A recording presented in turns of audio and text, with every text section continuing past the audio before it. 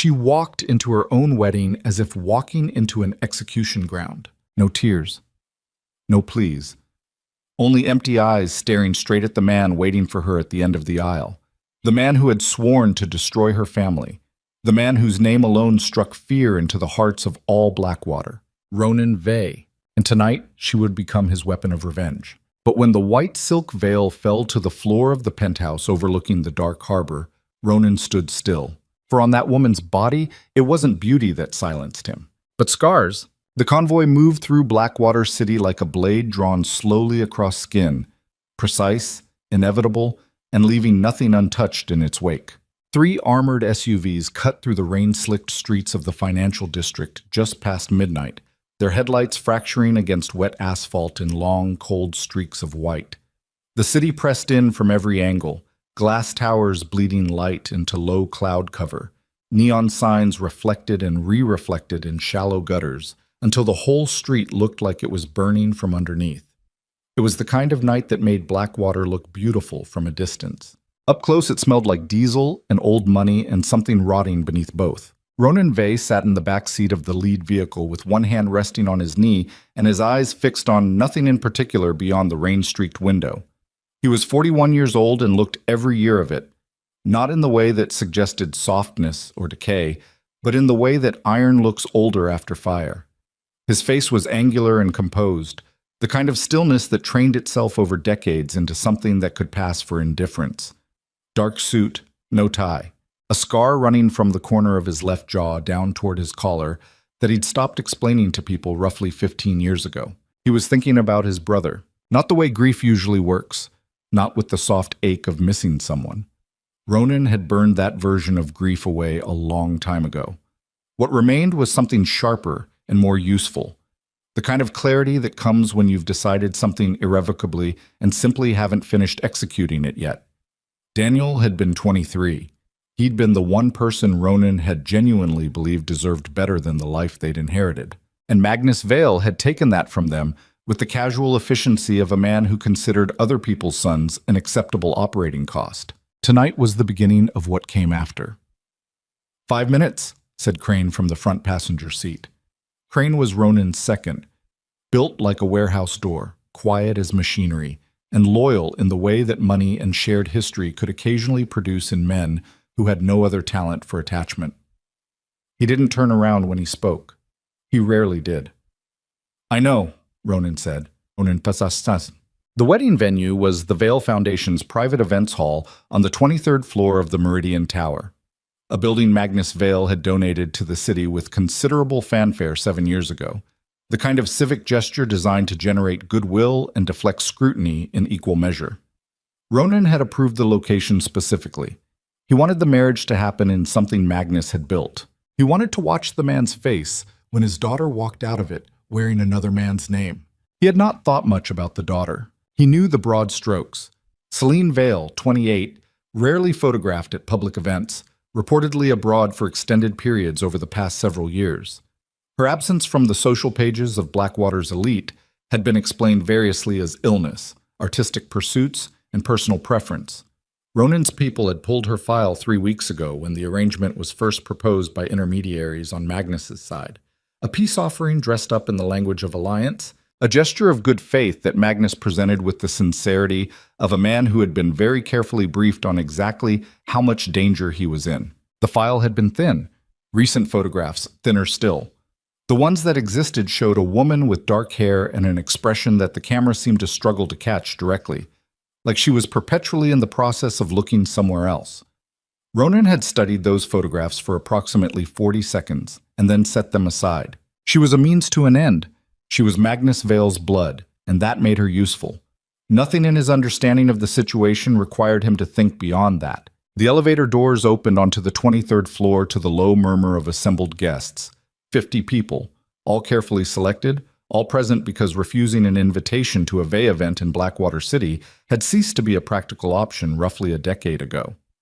Ronan moved through the room with the ease of a man who had spent his entire adult life being the most dangerous person in any space he occupied. People stepped aside without being asked. Conversations faltered and resumed at lower volumes.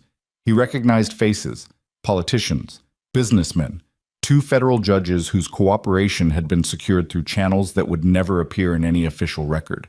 He acknowledged none of them. Magnus Vale was standing near the bar. He was 63 years old and wore it the way men with significant resources sometimes managed. Not gracefully, but expensively. Silver-haired, broad-shouldered, with the careful smile of a man who had practiced it so long, it had calcified into something that no longer required conscious effort. He was surrounded by 3 of his own people, positioned with the casual proximity of bodyguards pretending to be guests. And he held a glass of something amber-colored that he brought to his lips when he saw Ronan without breaking eye contact. A message. "I'm not afraid of you here." Ronan crossed the room slowly. He stopped 4 feet from Magnus and said nothing for a moment, letting the silence do the work it was designed to do. "Ronan." Magnus's voice was measured, warm, even, the voice of a man addressing a business partner at a routine function. "I'm glad you're here. Are you? This is a good thing for both our families." Magnus tilted the glass slightly. "I hope you'll come to see it that way." "I already see it exactly as it is," Ronan said. "Where is she?" Something crossed Magnus's face that disappeared before it fully formed. "She'll be down shortly. She was particular about the preparation." "I'll bet." He moved away from Magnus before the conversation could develop into anything that required him to maintain civility for longer than he was currently equipped to manage. Crane appeared at his elbow with a low murmur. Security check confirmed, no weapons beyond their own detail. The officiant was in position, 40 minutes until the ceremony was scheduled to begin. Ronan nodded and accepted a glass of water from a passing server and stood at the floor-to-ceiling window, looking out at the city laid out below him in its rain-smeared expanse of light and dark. He was thinking about the moment, 7 years ago, when he had identified the man responsible for Daniel's death. The months of verification that followed, the night he had finally been certain, the decision he had made then, and every decision since, forming a chain of consequence that had led him here, to this room, on this night, in this suit, about to marry a woman he had never spoken a word to. He was not a man who doubted his choices, but there was a particular quality to the silence inside him tonight that he chose not to examine too closely. He heard the room shift before he turned around. She came in from the side entrance rather than the formal doorway, which he noted with professional attention. The dress was white silk with a high neckline and long sleeves, unusual for a summer wedding, though it was raining hard enough outside that the temperature had dropped sharply. Her dark hair was arranged simply, no elaborate construction. She wore no jewelry except small earrings. She was moving at the pace of someone conserving energy rather than making an entrance, each step deliberate and controlled and utterly devoid of the performance that occasions like this generally extracted from people. She was not looking at him. She was scanning the room. Ronan recognized that behavior because he did it himself. The rapid, systematic cataloging of exits and threats that becomes reflexive in people who have spent serious time in dangerous environments. It was not the behavior of a sheltered billionaire's daughter at her own wedding reception. He filed that. Their eyes met when she was approximately 10 feet away. She stopped moving for just under 1 second, a pause so brief most people in the room would not have registered it, and then continued toward him. Up close, she was something he hadn't quite anticipated. Not beautiful in the formal, curated way that money tended to produce, but arresting in the way that exhaustion and control combined sometimes created something stranger and more compelling. Her eyes were the color of deep water in winter. They looked at him with an assessment that was almost clinical. "You're Ronan Vey," she said. Not a question. "Yes." "Celine Vale." She said her own name the way you might read an entry off a legal document, without warmth or bitterness, simply declarative. "I know." "Then we've covered the introduction." She looked past him briefly toward her father across the room, and something in the set of her jaw changed in a way that was there and gone so quickly he almost missed it. Almost. "Shall we get this over with?" Again, not a question. The ceremony was short and felt shorter. The officiant moved through the language of it with professional efficiency, and Ronan responded to each prompt with the minimal syllable required. Celine's voice was steady throughout. She did not look at him when she spoke the words. She looked at a point approximately 2 feet above and to the left of his shoulder, which Ronan recognized as the focusing technique of someone managing an intense physical or emotional state without external expression. When the ring was placed on her finger, A simple band, nothing theatrical, Ronan had refused to perform sentimentality even in symbol. Her hand was completely still. No tremor. No involuntary tension. The stillness of a person who had learned that stillness was safer than reaction. The reception was where things began to deteriorate. It was Ronan who engineered the first humiliation, and he did it with the cold precision of a man executing a plan he'd considered from every angle. During the toast, when attention was on them, he introduced her to the assembled room not by name, but by lineage. Vale's daughter, he said, twice, emphasizing the possessive, the belonging, the reduction of her identity to her paternity. He watched Magnus's face as he said it, and saw the tight-jawed pride that flickered through the older man's expression, and beneath that, something else, something that looked almost like relief. He watched Celine's face through this and found nothing. That was the first thing that genuinely unsettled him. He had performed these exercises of dominance before. In his world, power was communicated through precisely calibrated humiliations. Who sat where, who spoke when, whose name preceded whose in any public statement. The people on the receiving end of these gestures invariably registered them. A flush of anger, a visible swallow, a flickering of the eyes that betrayed the effort of self-control. It was the registration that mattered, not the humiliation itself. The message required a receiver. Celine received nothing. Or if she did, she had built something in front of it that absorbed the signal entirely and returned only a smooth and impenetrable surface. He tried again, later, during dinner. A comment about her father's business acumen delivered with the particular inflection that made it clear the compliment was inverted. A casual physical proximity during the photographs that was designed to communicate ownership rather than affection. A remark to one of his captains, made within her earshot, about the practical utility of political marriages. Nothing. She ate her dinner. She answered questions from guests with brief and accurate courtesy. She held a glass of wine she barely drank. She sat beside him for 3 hours in a room full of dangerous people and never once looked like any of it was costing her anything. By midnight, Ronan was experiencing something he had not felt in a long time. Curiosity. The penthouse occupied the top 2 floors of the Meridian Tower and had been prepared for the night per arrangements Ronan's people had made. Cleared of non-essential staff, secured perimeter, 1 guard rotation every 40 minutes on the residential floor below. The living space was enormous and cold in the way that very expensive rooms often were. Beautiful surfaces, no warmth, the feeling of inhabiting a catalog image rather than a place anyone actually lived. Celine stood at the window looking at the harbor for several minutes after they arrived. Ronan removed his jacket and poured himself 2 fingers of whiskey he didn't particularly want and watched her from across the room. "You can drop the performance," he said finally. She turned from the window. "Which one?" That surprised him enough that he didn't answer immediately. "The composure," he said. "You don't have to maintain it up here. There's no audience." She looked at him for a moment. "You think I was performing? I think you were managing an audience." "Yes," she said, simply, without defensiveness. "So were you." He set the glass down. "This marriage is a transaction. I want you to understand that clearly." "I understand it. Your father made an arrangement. You're the instrument of that arrangement. I'm not interested in—" He stopped. "In what?" "In pretending it's anything else." Celine moved away from the window toward the center of the room. Her walk was the same as it had been all evening, controlled, deliberate, preserving something. She stopped and looked at him with those deep-water eyes and said, "Did he tell you why he offered me? Specifically?" "He said you were his only heir." "He told you what it would cost him," she said. "He didn't tell you what it cost me. Frankly, I know. You don't care." She said it without heat. "That's fine. I'm not asking you to." She turned toward the bedroom doorway and then paused with her hand on the frame and said, without turning around, "I'm going to change out of this dress. Whatever you've decided tonight looks like. I won't fight you. I stopped fighting a long time ago." There was something in the way she said that last sentence.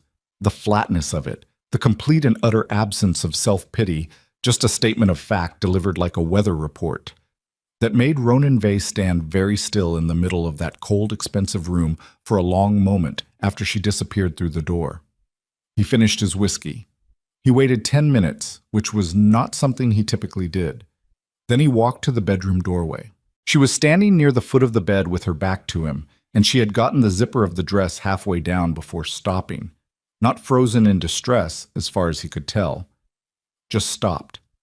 The back of the dress gaped open from the nape of her neck to the middle of her spine, and in the low light coming from the bedside lamp he could see. He went very still. His eyes moved across what the light revealed, and the part of his mind that processed violence and its evidence, the part he'd been using professionally since he was 19 years old, the part that could read a wound the way other men read text, cataloged what he was seeing with the rapid, involuntary precision of long practice. A burn scar, old, well-healed, running in a deliberate line across her left shoulder blade. Not accidental. The shape was too controlled, the margin too consistent. Surgical application of heat to soft tissue. Below it, and only partially visible, the faded pale silver tracks of lash marks, multiple, parallel, covering a wide section of her lower back. Old, years old, overlapping in places that indicated repeated injury. And across her ribs, barely visible, but unmistakable to someone who knew what he was looking at, the specific thickened texture of scar tissue left by bladed instruments in the hands of someone who knew how to hurt without killing. Ronan had seen torture. He had been in rooms where it happened, and rooms where it had recently finished happening, and rooms where the evidence of it had been carefully cleaned up, but not carefully enough. He knew the difference between the body's record of accidents and the body's record of deliberate, sustained, methodical harm inflicted by someone with knowledge and time and the specific intent to cause maximum damage without fatality. This was the second. He had not moved and had not spoken, and the silence stretched long enough that she turned around.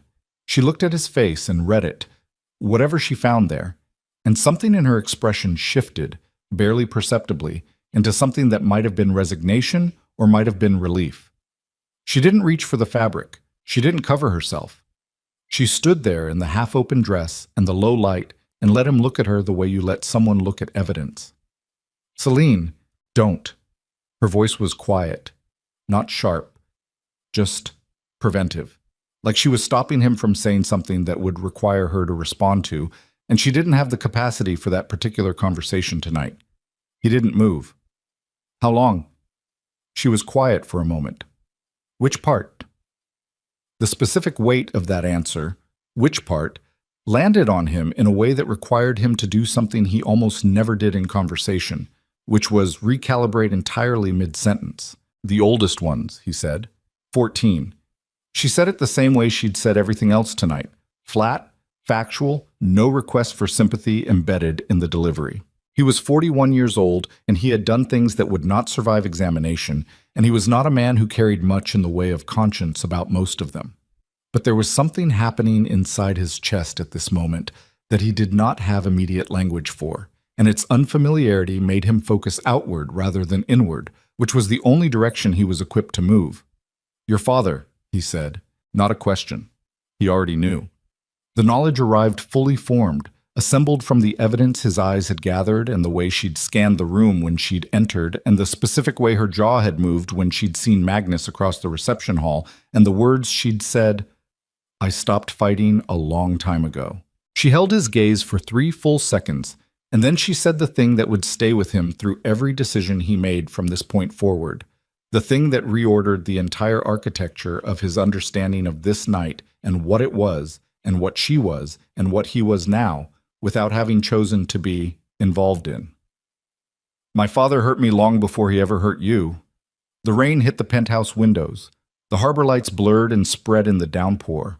Ronan Vey stood in the bedroom doorway of his own penthouse on his own wedding night, and for the first time in longer than he could accurately remember, he had absolutely no idea what he was going to do next.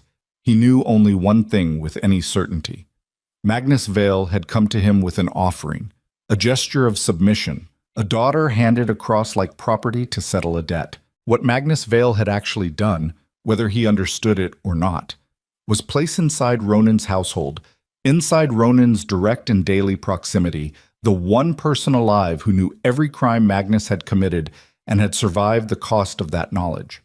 And Ronan was beginning to understand, in the slowly clarifying way of a man whose instincts were rarely wrong and whose instincts right now were screaming, that Celine Vale had not been offered. She had positioned herself. He looked at her for a long moment in the low light, Close the door, he said. I'll take the other room. She blinked. One slow blink of something that wasn't quite surprise but was adjacent to it. A fractional recalibration behind those winter dark eyes. And then she nodded once and reached for the door. Celine, she paused. We're going to talk tomorrow. He held her gaze. All of it. Everything. From the beginning. She looked at him for a moment. The look of a person who has spent a very long time not trusting anybody deciding, in real time, whether to begin. Okay, she said. The door closed between them. Ronan sat down heavily in an armchair in the outer room and stared at the harbor through the rain-hammered glass and turned over in his mind the image of what he had seen, and the specific cold fury that was beginning to assemble itself in his chest was different from anything he had felt in years. Different from the focused, functional anger of his professional life, different from the long-burning grief rage of what had happened to Daniel. It was something closer to recognition. He thought about Magnus Vale raising his glass at the bar and smiling with that calcified smile.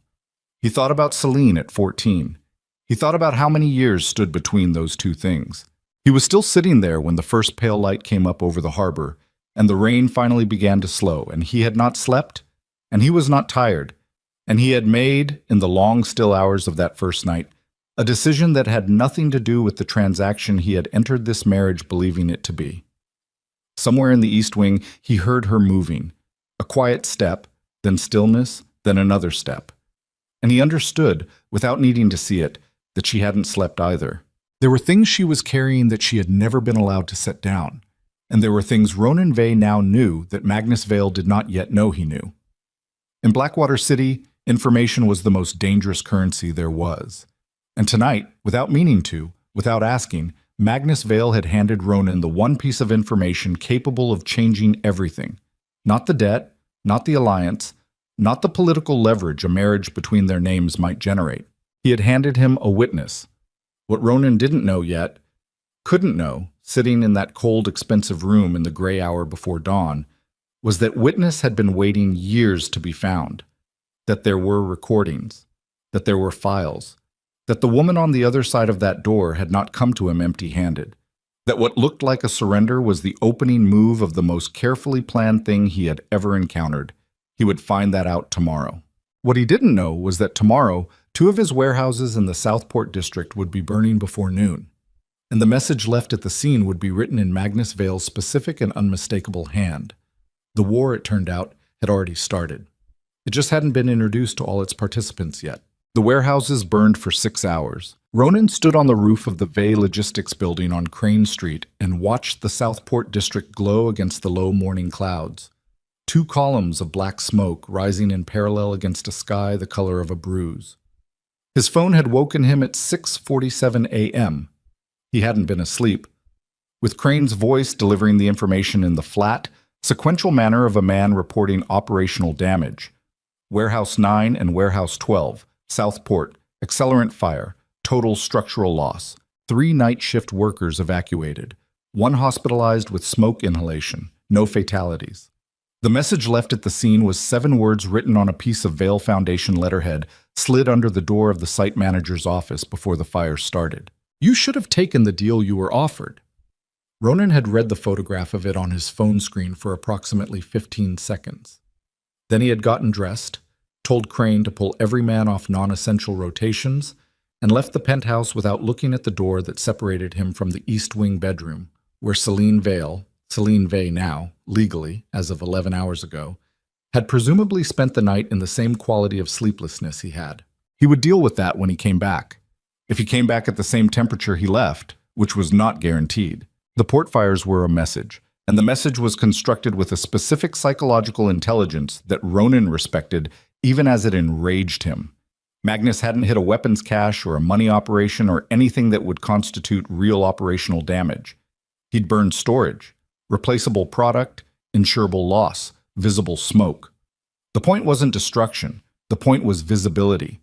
Magnus wanted the rest of the city, the other families, the political contacts, the federal observers already circling, to see smoke rising from Ronan Vale's territory on the morning after his wedding and draw their own conclusions about who was actually in control of the terms of this arrangement. It was a smart move, Ronan hated that it was a smart move. How long before the insurance adjusters arrive? He asked, without looking away from the smoke. 2 hours, Crane said from behind him. Castellano called. He wants a meeting. Frank Castellano ran the West Side operation. Oldest captain in Ronan's network, 60 years old, had served Ronan's father before serving Ronan, and possessed the specific quality of loyalty that came with age and a lack of better options. He also possessed the specific quality of an old man who believed that chaos was always someone's fault, and that fault should be assigned and punished on a timeline that preceded full information. Tell him this afternoon, 4 o'clock. Ronan turned from the edge of the roof. Who else? Devereaux is asking questions. Sent a proxy. Crane's voice didn't change. It never did. The Solis people have gone quiet, which is worse. It is worse. Ronan moved toward the roof access door. And the federal surveillance? Increased. 2 vehicles in the Southport district since 6 a.m. They're not hiding it. Ronan stopped at the door and looked back at the smoke one more time. The second column was taller than the first now, darker, folding into itself in the wind off the harbor. 40 years ago, his father had built those warehouses with money that came from people who no longer existed in any documentable form. They had been functional, profitable, and aggressively unremarkable. They were now a signal fire visible from half the city. Get me everything we have on the Vale Logistics Network, he said. Not the legitimate side. The shipping routes, the ones that don't appear in any filing. Crane was quiet for one beat. That's going to require reaching into some complicated places. I know what it requires. Ronan pulled the door open. Do it. He was back at the penthouse by 9. She was in the kitchen. This was not what he expected, though he couldn't have articulated precisely what he had expected. Something more fortress-like, perhaps, more barricaded. Instead, she was standing at the kitchen counter in the kind of plain dark clothing that suggested she'd packed a bag for this, with the specific practicality of someone who didn't intend to dress for anyone's benefit, and she was making coffee with the focused attention of a person performing a familiar task in an unfamiliar environment. There was a legal pad on the counter beside the coffee maker. She had been writing on it. She looked up when he came in, read his face in approximately 2 seconds. How bad? She said. 2 warehouses, Southport. He used the foundation letterhead. It wasn't a question. Ronan stopped moving. How do you know that? Because that's what he does when he wants to make sure you know it was him, but can't prove it formally. She poured coffee into a mug and didn't offer him any, which he noted without commentary. He did it to a man named Petrov in 2019. Before that, a logistics broker in the harbor district named Wells. He burned their storage and left foundation letterhead. Both men withdrew from whatever position they'd taken against him within 3 weeks. Ronan pulled out the stool across from her and sat down. And what happened to Petrov and Wells after they withdrew? She picked up the mug and looked at him over the rim. Petrov disappeared in 2021. Wells had a car accident 14 months after the fire. His wife collected the insurance. So compliance didn't save them. Compliance never saves anyone he's decided to remove. It just changes the timeline. She set the mug down and turned the legal pad toward him. He looked at it. It was covered in handwriting, small, dense, organized in a structure that was somewhere between a timeline and a diagram.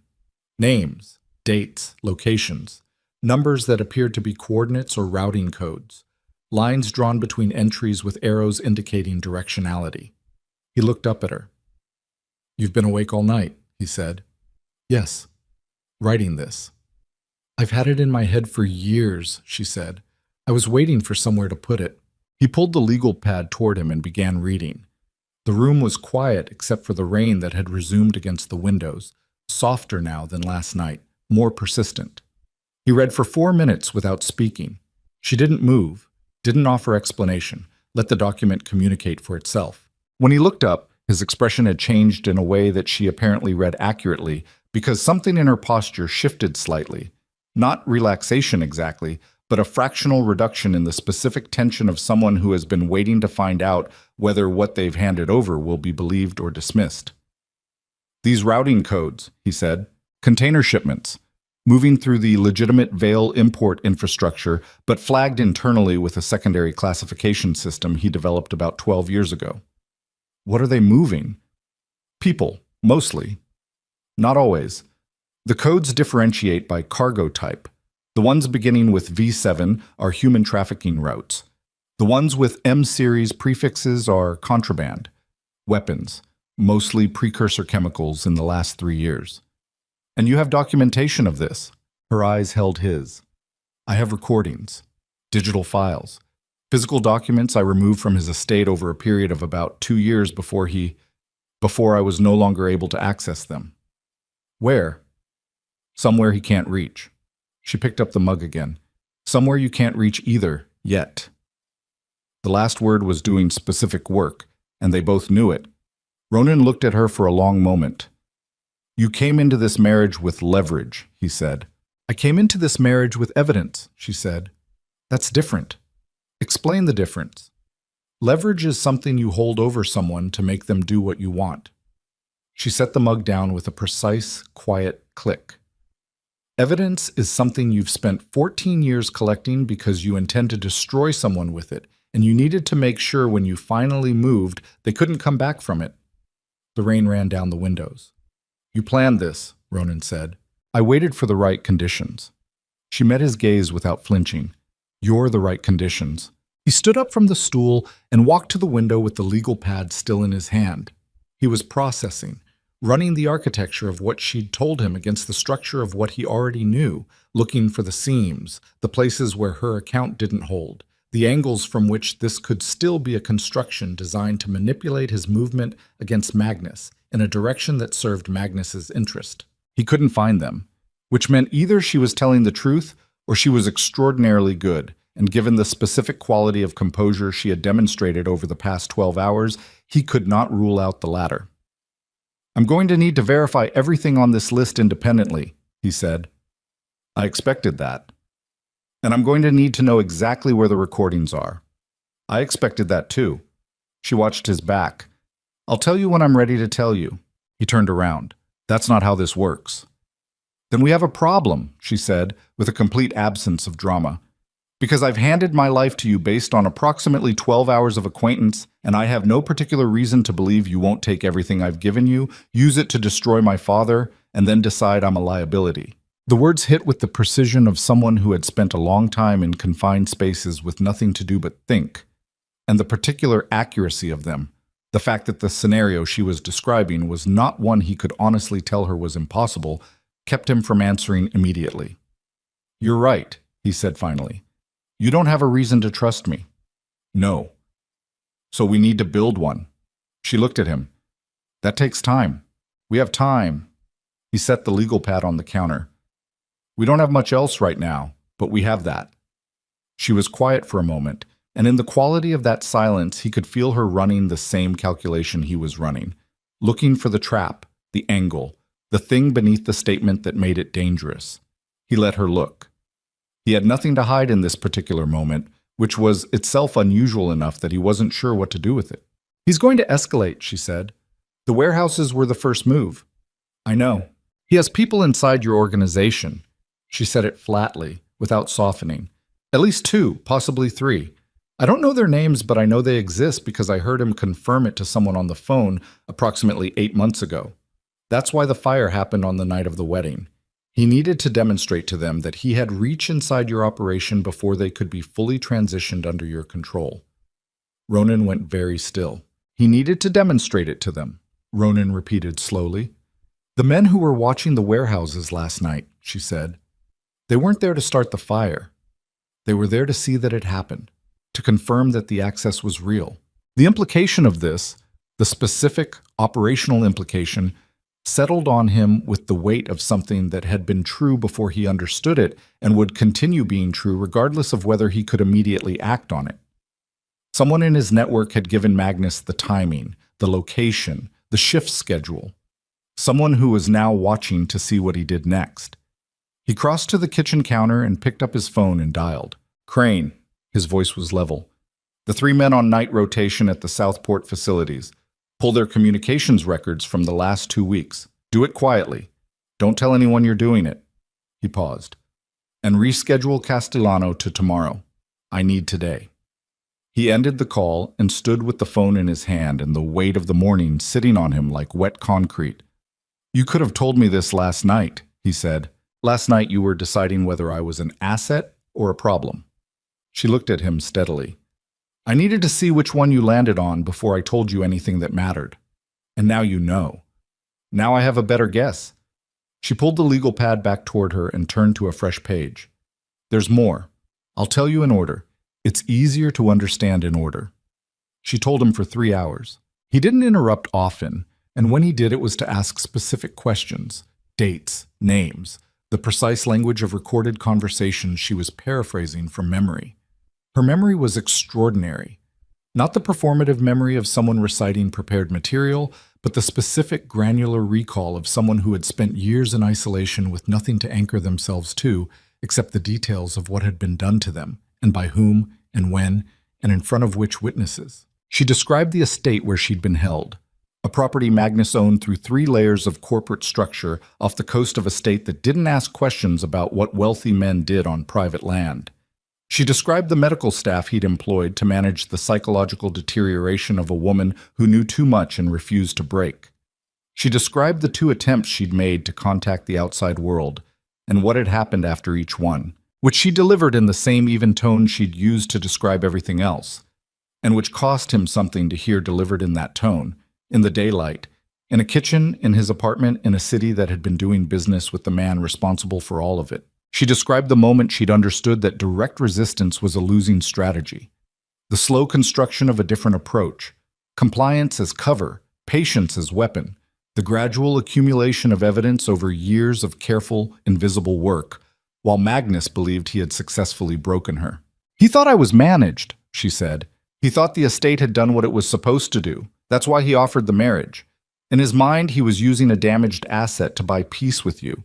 He wasn't afraid of what I might tell you because he didn't believe I had the capacity left to tell anyone anything coherent. He underestimated you. He needed to underestimate me, she said. I worked very hard to make sure he did. Ronan looked at her. This woman sitting across from him at his kitchen counter with dark circles under her eyes, and a coffee mug that had been empty for an hour, and a legal pad full of evidence that could bring down a significant portion of Blackwater City's power structure, and felt something move in him that he chose not to identify and put immediately aside for the moment. The recordings, he said, are they clean? Legally usable? Some of them. She turned the legal pad back to the front page and tapped one of the entries. These 3 specifically, made in contexts that establish admissibility. I had help, years ago, from someone who understood evidentiary requirements. Who? A lawyer who no longer practices because my father ended his career after discovering the consultation. She looked at him. He's alive. He's in Blackwater. He doesn't know the recordings still exist. He will soon. Yes. She held his gaze. So will my father, if your network has the holes I think it does. It took Crane until 6 that evening to identify the first name. His name was Bartel, mid-level logistics coordinator, 7 years in Ronan's network, unremarkable performance record, no prior flags. His communications showed 3 encrypted exchanges with a number that traced back through 4 relays to a device registered in the Vale corporate infrastructure.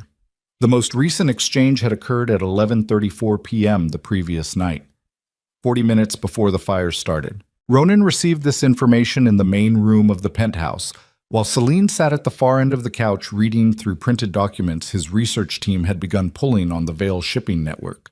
She didn't look up when Crane delivered the report. She had been quiet for the past 2 hours, working through the pages with the focused patience of someone doing a job they'd been preparing to do for a very long time. Ronan looked at the name on the page and then looked at Crane. The other 2. Still working? Work faster. He set the page down. And bring Bartel in, quietly, tonight. Crane left. Ronan stood at the window with the harbor below him going dark as the evening came in and the rain finally, after 30-some hours, began to ease. The light over the water was gray gold and cold and beautiful in the disinterested way of things that had no opinion about what happened beneath them. Castellano called it 7. Ronan let it go to voicemail the first time. When it came again 4 minutes later, he answered. Frank, I'm hearing things. Castellano's voice was the voice of a 60-year-old man who had spent 40 years being afraid of the wrong things. and had developed a finely tuned sense for when the wrong things had been replaced by correctly identified ones. I'm hearing about Southport. I'm hearing about the federal vehicles. I'm hearing about the Vale girl being in your house. She's my wife, Frank. She's Magnus Vale's daughter in your house. Castellano's voice dropped. I need to know you understand what that is. Tell me what you think it is. I think it's a snake in the nest, Ronan. I think it's the oldest play in the book.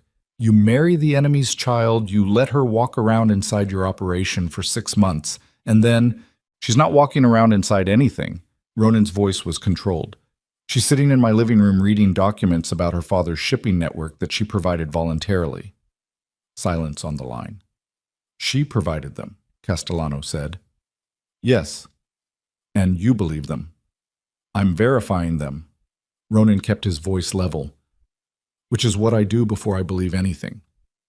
And if they're real? If they're real, Frank, then Magnus Vale has been running a trafficking operation through legitimate import infrastructure for over a decade, and we've been doing business in the same port district without knowing it, which makes us adjacent to something we can't afford to be adjacent to when the federal pressure increases. Another silence. Longer this time. How certain are you? Castellano said.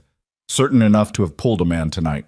The silence that followed this had a particular texture, the texture of an old man recalibrating, updating a model he'd been running for a long time against information that changed its parameters significantly. What do you need? Castellano said finally. Your people in the harbor district. Anyone who's seen unusual movement through the Vale freight channels in the last 18 months. Not reports. Conversations. I want what people noticed but didn't say out loud. I'll make calls tonight. Good. Ronan paused. And Frank, this conversation stays in this conversation. Of course. He ended the call and stood for a moment with the phone in his hand and the city darkening outside and the quiet of the penthouse around him. Then he turned. Celine was looking at him.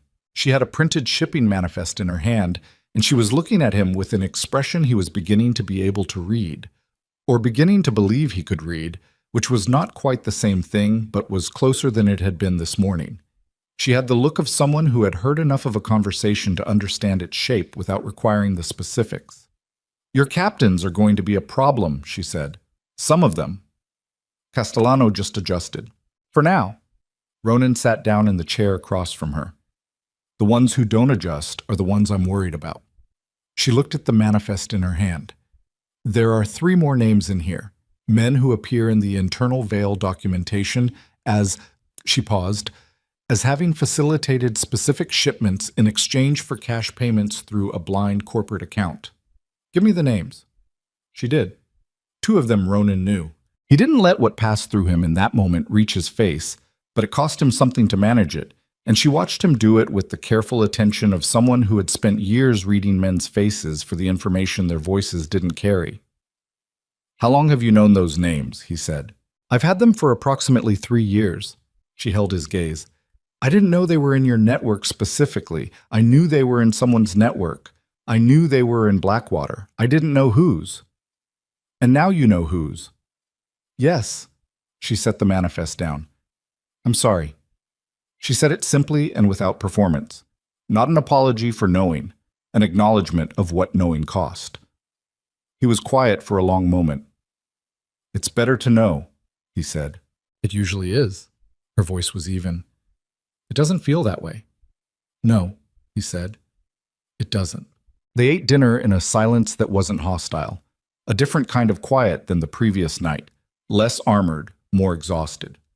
She made something from ingredients in his largely decorative kitchen with the efficiency of someone who had learned to cook in circumstances where resources were limited and self-sufficiency was not optional.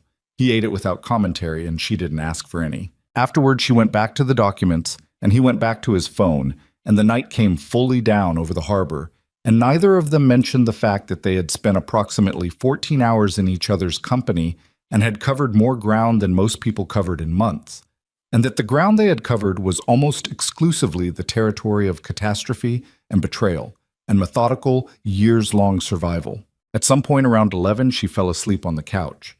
Not intentionally, he could tell from the way she went down. The document still in her hand, her body making the decision before her mind got a vote. The paper slipped from her fingers, and she was asleep before it hit the cushion. Ronan watched her for a moment. The set of her face in sleep was different from her waking face. Not softer exactly, but less managed. The constant low-level vigilance she maintained, the absolute monitoring of every expression, had gone offline temporarily, and what remained was something that looked younger and more battered and more real than anything she'd shown him during the day. He picked up the document she'd dropped, set it on the table, and placed a blanket from the back of the couch over her with the careful movements of someone handling something that could startle. Then he went to his own room and sat on the edge of the bed with his phone and the notes he'd been making all day, and spent 2 hours doing what he always did when he was in the middle of something, building the full picture, every element mapped against every other element, looking for the move that Magnus would make next, and working backward from that to what Ronan needed to do before it arrived, the move Magnus would make next. He turned it over. The warehouses had been visibility, proof of access, message to the other families, pressure on Ronan to demonstrate a response. The next move would be escalation, but of a different kind. Magnus would need to neutralize the information risk now that Selene was inside Ronan's perimeter and presumably talking. He would need to discredit her, or remove Ronan first. What was Magnus's fastest path to any of those three? The names Selene had given him. The men inside his network. Ronan looked at the ceiling, not the men themselves. They were already identified, already watched, already going to be addressed before they could act. But what those men represented? The knowledge that Ronan's organization was not sealed. That information moved through it in directions Ronan didn't fully control yet. That meant Magnus would be receiving updates. Which meant Magnus already knew about the morning's conversation, probably knew about the legal pad, possibly knew about the shipping manifests, which meant Magnus knew that the evidence existed and that Selene had transferred it. Ronan sat with that for a long moment. If Magnus knew the evidence was now in Ronan's hands, the calculation changed dramatically. The window to act on that evidence, to use it in a controlled way, at a time of their choosing, was narrowing in real time. Magnus would move to preempt it, aggressively, probably publicly. His phone buzzed. The message was from a number he didn't recognize. She has recordings. You don't know where they are. Neither do I. But I know who she gave them to for safekeeping. His name is Harlan Voss. He lives at 44 Pelham Court. Find him before my father does. Ronan read it twice. He looked at the door to the living room. He got up, crossed to the couch, and stood over the sleeping woman for a moment. Then he crouched down to her eye level and said her name quietly. She was awake in under 2 seconds. The speed of it confirmed everything he'd suspected about the quality of her sleep over the past several years. That it had never been safe enough to go all the way down, that some part of her had remained on watch regardless of consciousness. "What happened?" she said. No confusion, no disorientation, immediately present. He held out the phone so she could read the message. Her face did something complicated in the space of about 3 seconds. Recognition, calculation, a flash of something that might have been fear before control reasserted itself. "Who is Harlan Voss?" Ronan said. She looked at him. Her eyes were very dark in the low light. "He's the lawyer," she said. "The one who helped me understand how to make the recordings admissible. He has them. He has copies." She sat up. "The originals are somewhere else. Someone is telling us to find him first." Ronan's voice was steady, which means someone knows your father is already moving toward him. She was already on her feet. "Then we need to go," she said. "Right now." Ronan stood and looked at her. This woman who had been asleep 4 minutes ago and was now standing in the low light of his living room with her jaw set and her eyes clear and everything about her posture communicating the specific readiness of someone who had been waiting for this particular moment for a long, long time. He picked up his jacket from the chair. "Stay close," he said. "Always," she said. And the word came out with a weight that had nothing to do with the instruction and everything to do with the 14 years it had taken her to get here. To this room, to this moment, to the threshold of something she had planned for so long it had become indistinguishable from survival itself. They were already moving toward the door when his phone buzzed a second time. The message was a single line from Crane. "Bartell is dead. Found in the South Port District. Someone got to him first." Ronan read it as they stepped into the elevator. The doors closed behind them. The penthouse receded above. The city waited below. Someone was cleaning house, and they were already... The elevator dropped 17 floors in 11 seconds, and Ronan spent every one of them looking at the second message on his phone screen. Bartell was dead. Not disappeared, not warned off. Dead. In the Southport district, which meant within 3 blocks of the warehouses that had burned that morning, which meant Magnus had left him there deliberately, close enough to the message site that the geography itself became part of the communication. Ronan had pulled Bartell for questioning at 6 in the evening. Bartell was dead by the time Crane found him, which put the window somewhere between 6 and 11 p.m., somewhere in the hours when Ronan had been sitting in his penthouse eating dinner and reading documents, and believing he was moving faster than the man he was moving against. He hadn't been moving faster. The elevator opened into the parking structure, and he was already on the phone to Crane before the doors fully separated. Who found him? Patrol car. Anonymous tip called it in. Crane's voice had the particular flatness of a man delivering information he understood the full weight of. He'd been there a few hours. Medical examiner says preliminary cause is a single shot, close range, execution style. Someone who knew we'd pulled him. Has to be. The other 2 names. Ronan moved toward the vehicle with Celine matching his pace beside him. She didn't ask questions. She listened to his half of the conversation with the specific attention of someone who knew how to extract full information from partial data. Are they in the building? Reyes went off grid 2 hours ago. Marchetti is at home. We have eyes on him. Don't touch Marchetti yet. I want him where I can see him. Ronan reached the car, pulled open the passenger door for Celine, rounded to the driver's side himself. Crane would object to him driving without the detail, and he didn't care. Send 2 men to 44 Pelham Court right now, quietly. They wait outside and they call me the moment anyone approaches the building. Who are we protecting at 44 Pelham? A lawyer named Harlan Voss. Don't knock on his door yet. Just eyes on the building. He started the car. Celine had her hands in her lap and was looking straight through the windshield at the parking structure's concrete columns moving past as he pulled out. Her jaw was set. Her breathing was controlled and deliberate. The kind of breathing you chose consciously rather than the kind that happened to you. Tell me about Voss, he said. Everything. Now. She started talking. Harlan Voss had been a mid-level maritime attorney working in Blackwater's Harbor District when Celine had first contacted him 7 years ago through a method she'd describe later. He specialized in shipping contracts and port authority disputes, which meant he understood the specific legal architecture of the documentation she'd been accumulating. More importantly, he understood evidentiary procedure well enough to advise her on how to make the recordings she was planning legally viable rather than inadmissible garbage. He had taken 3 meetings with her before Magnus identified the contact. After the 3rd meeting, Magnus had moved against him through professional channels.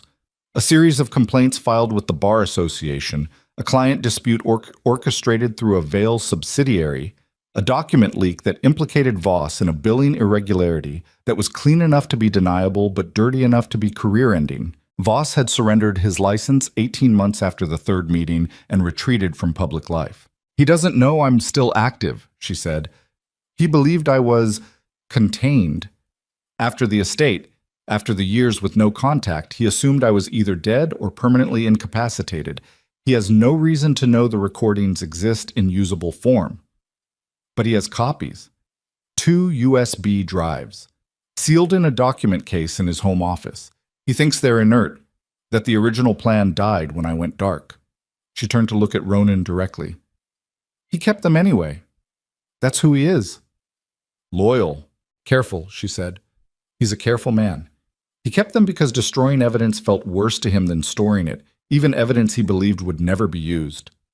Who sent that message? Ronan said. The unknown number.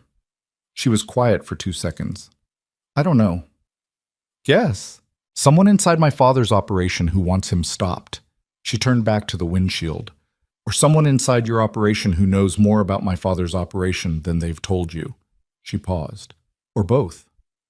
Both would mean a double. Yes. Her voice didn't waver. It would.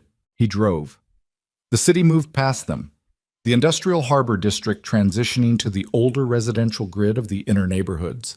The streets narrower here and darker. The buildings lower and closer to the road. Pelham Court was 3 minutes out. His phone buzzed on the console. He glanced at the screen. Crane. Text message. Eyes on Pelham. One vehicle parked outside 44 when we arrived. Already there, engine still warm. Ronan felt the cold settle into his chest. Someone's already at Voss, he said.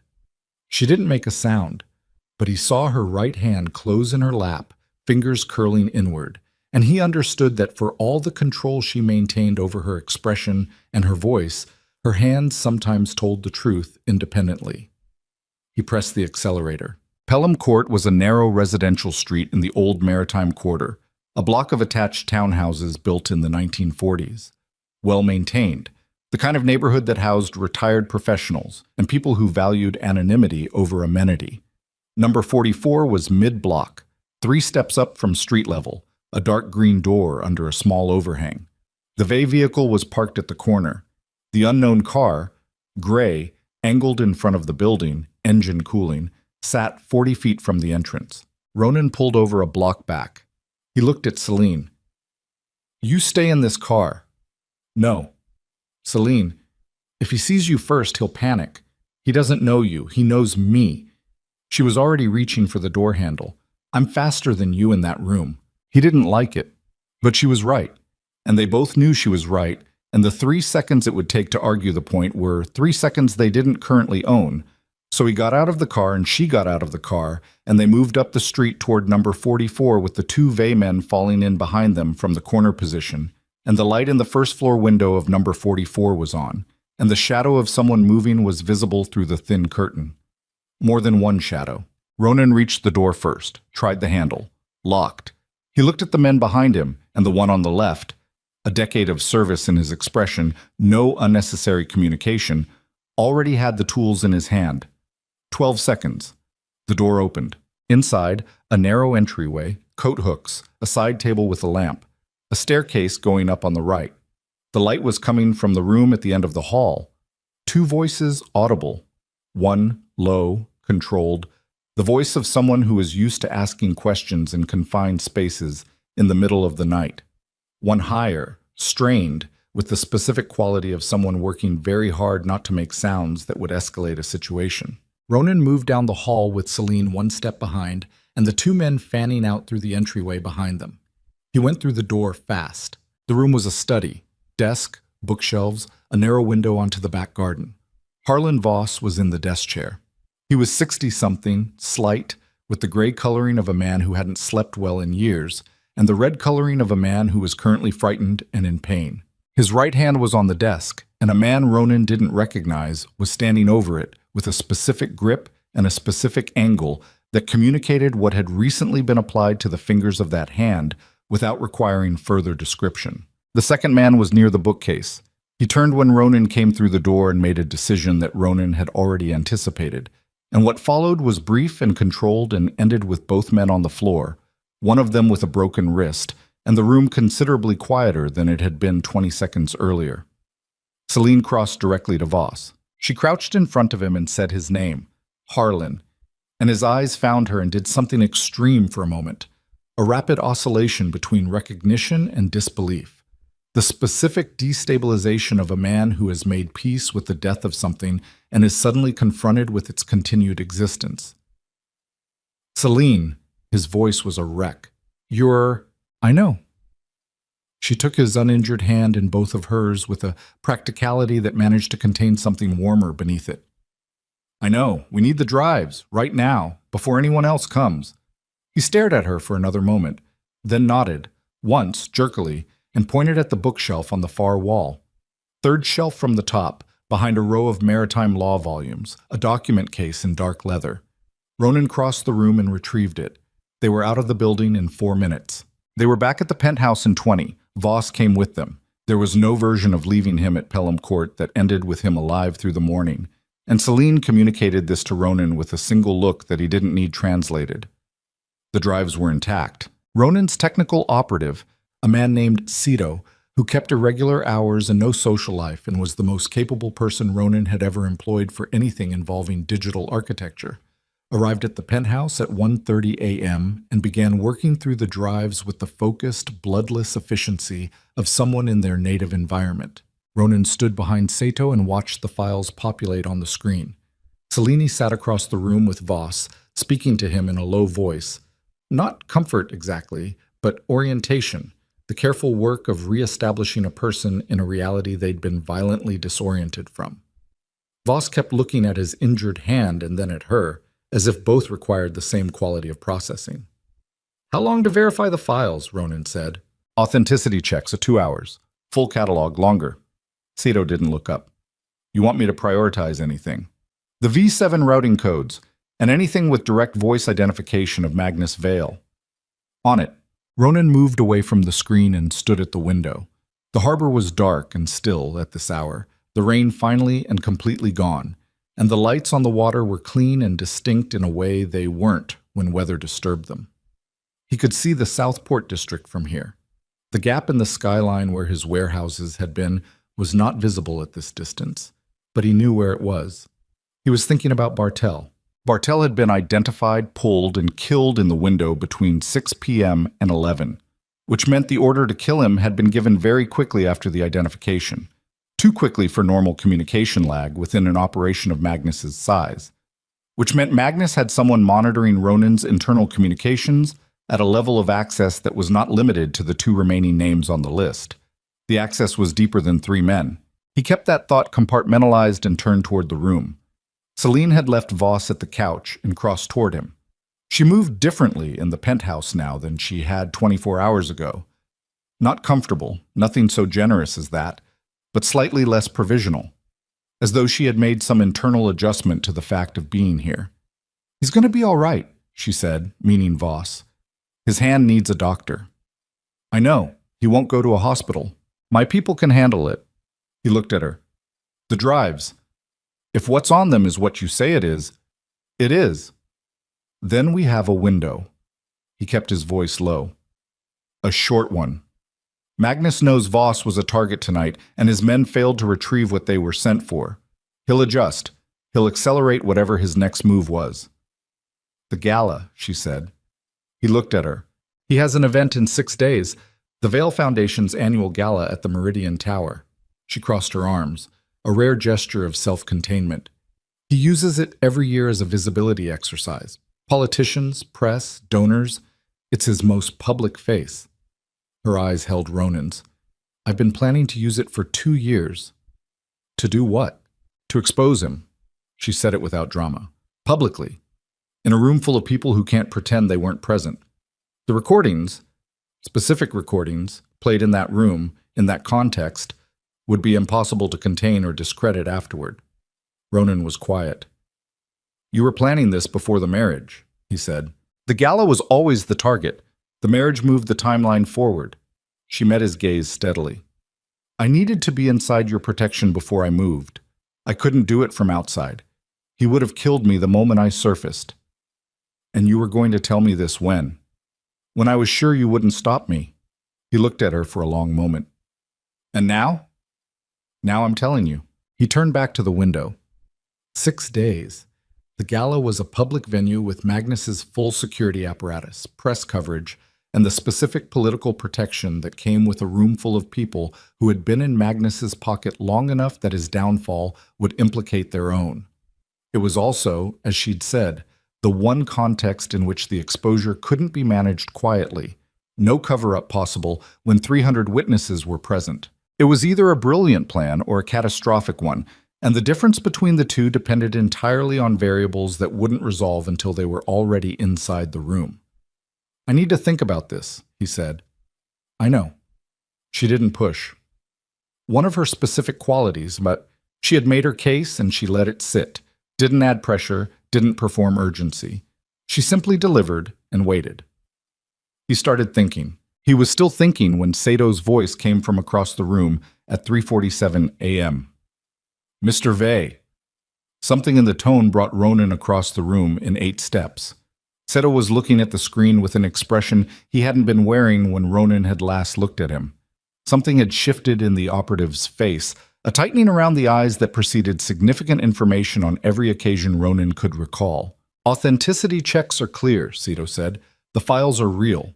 The voice recordings match Magnus Vale's confirmed voice print against 3 reference samples. Then what's the problem? Cito turned in the chair and looked at Ronan with the specific discomfort of a man who was about to deliver information to a person he was not certain could receive it without consequences for the room. There's a second set of files on the drive. Cito's voice was careful. They weren't cataloged with the others. They're in a separate partition, different encryption. I almost missed them. What are they? Cito looked at the screen. Surveillance logs. From approximately 14 months ago. Communications records. He paused. They document a series of meetings between Magnus Vale and a contact identified in the files only by a code name. Ronan waited. The contact's physical description and the communications patterns match someone in your organization. Cito's voice had gone completely flat. Not a low-level contact. Not logistics. The silence in the room changed quality. Cito turned the monitor so Ronan could read the screen directly. He read it. He read it again. The codename in the file was Meridian. The physical description was specific. Height, build, identifying scar. The communications logs documented 11 meetings over 14 months at a location in the Harbor District. The last meeting was dated 9 days ago, 3 days before Magnus had first proposed the marriage arrangement through his intermediaries. The scar in the description was on the left side of the jaw, running toward the collar. Ronan went very still. He read the description a third time. He had a scar on the left side of his jaw, running toward his collar. That scar had been documented in 3 separate intelligence files that he was aware of. It was a known identifying feature. It was not unique to him. He turned. Crane was standing in the doorway of the study. He had been standing there for an unknown amount of time. He was looking at the monitor with the expression of a man who had just watched something happen that he had not expected to happen tonight. And the specific quality of that expression, the fractional miscalculation in it, the quarter-second lag between what Crane's face had prepared to show and what it was actually showing, communicated something that 14 years of working alongside the man could not unsay. "Frank Castellano," Ronan said. His voice came out completely even. Crane's jaw tightened. "Crane," Ronan said, "tell me the description doesn't fit Castellano." A long silence. "I can explain," Crane started. "The description fits Castellano."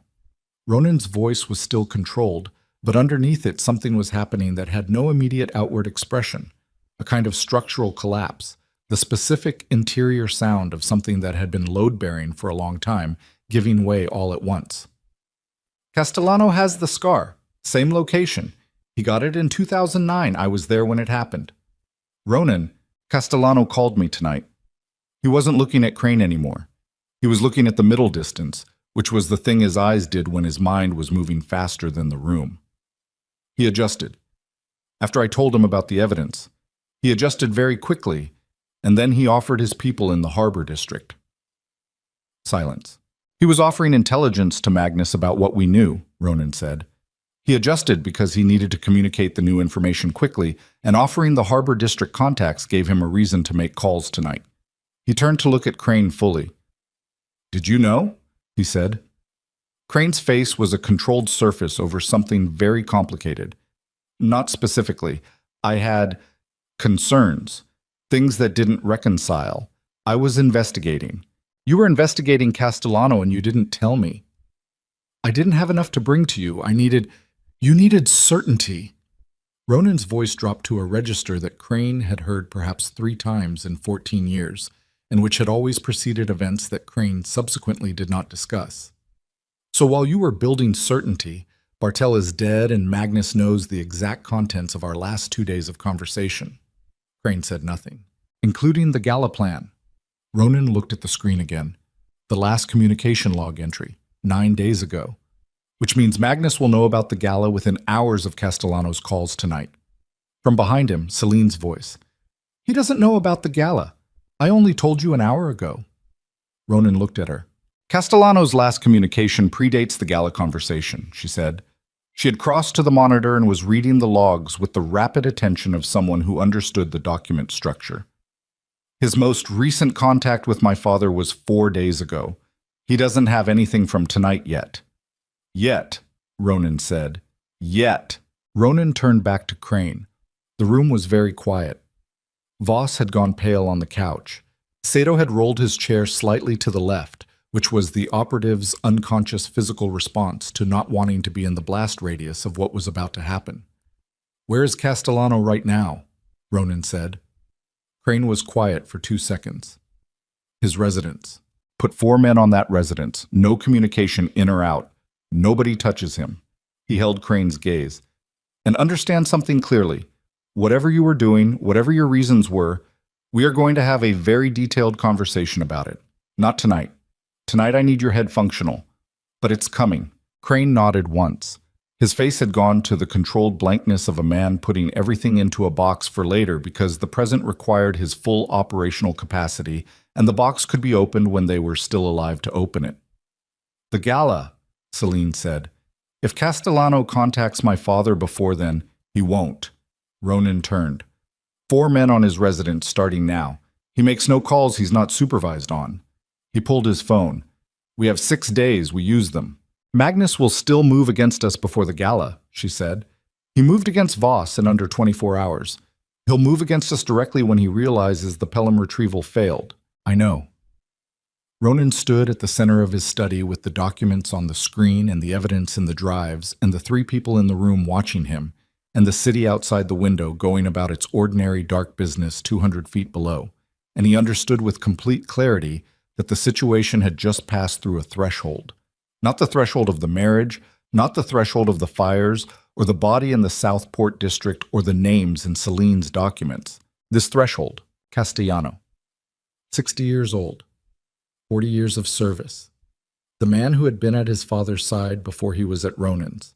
The man who had sat across from Ronan at 100 tables in 100 rooms and communicated loyalty with the specific reliability of long habit, and for at least 14 months, possibly longer, had been feeding Magnus Vale the operational intelligence of everything Ronan built and did and decided. Ronan had spent 7 years preparing to destroy Magnus Vale for what he had done to Daniel.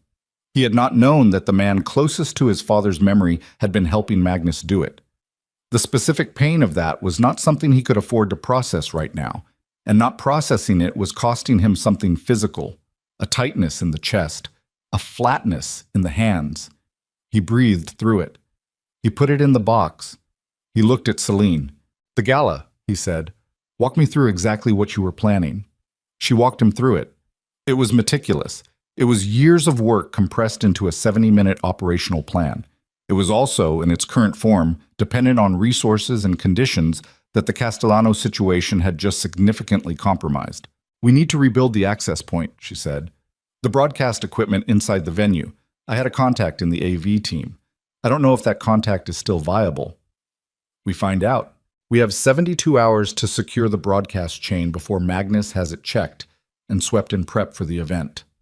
She was pacing now, barely aware of it, the movement of a mind working through architecture that had lived in her head for so long it had its own geography. "If we can't secure the broadcast chain, we need an alternative delivery mechanism." "I have alternative delivery mechanisms. They need to be completely outside your standard network." Her eyes met his. "After tonight, we have to assume every channel Castellano knew about is compromised." "I know." Ronan picked up his phone. "We start over. Clean infrastructure. People Castellano has never met." He looked at Crane. "Can you build a clean cell in 72 hours? Crane's jaw was set. "Yes." "Then start now." At 4:30 a.m., Harlan Voss was moved to a safe house in the North Quarter where a doctor from Ronan's network attended to his hand. Seto continued working through the drives. Crane made calls that Ronan monitored from across the room with the specific attention of a man who was trusting an imperfect instrument because he had no better one available and the work required doing. Cellini sat at the kitchen counter and wrote, not the legal pad this time, a single sheet of paper, in handwriting that was smaller and more deliberate than her earlier notes. She was drafting something. He could see the concentration in her posture, the forward lean, the way her left hand pressed flat on the counter beside the page, as she wrote with her right as though physically anchoring herself. He crossed to the kitchen and stood across the counter from her and looked at what she was writing without intending to read it specifically. She covered it with her hand, automatic, reflexive, and then looked at the hand covering it and then looked at him, and then moved the hand away. It was a list of names, 23 of them. Below each name, a date, a location, a brief notation. He looked at her. "The women," she said. Her voice was completely level. "The ones I know about, from the V7 routes." She looked at the list. "I've been keeping it for 4 years. I add to it when I find a new name."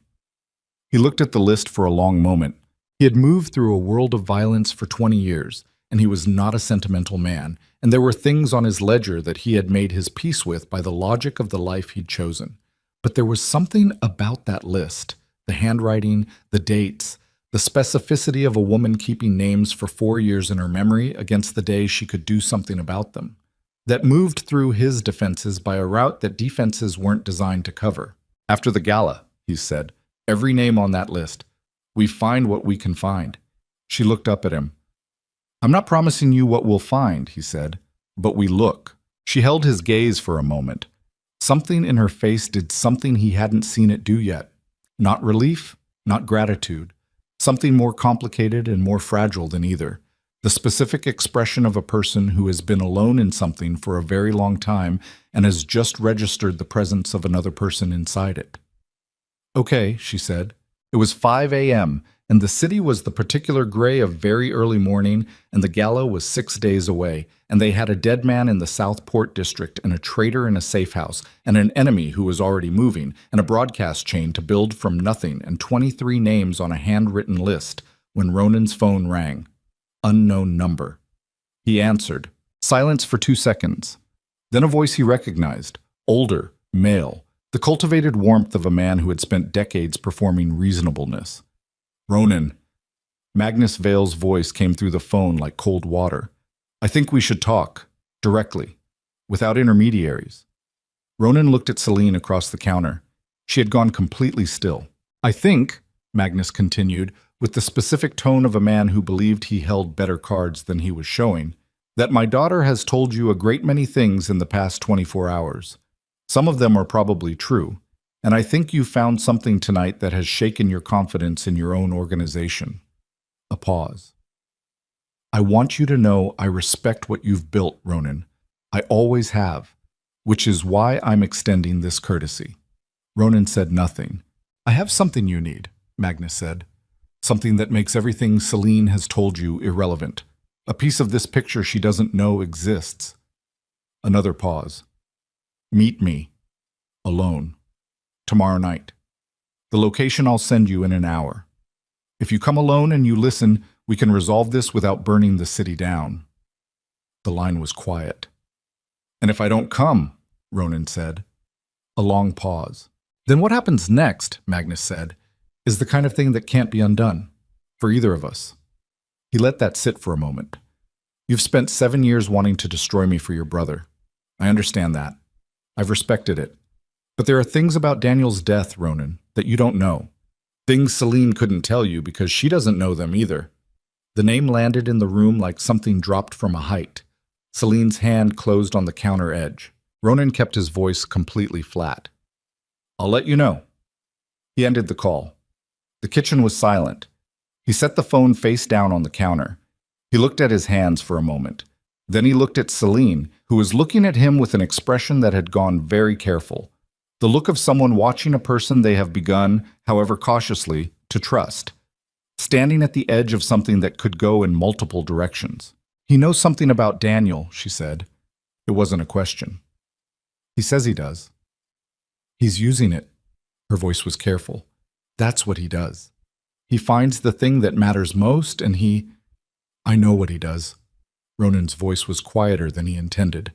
She was silent for a moment. "Are you going to go?" she said.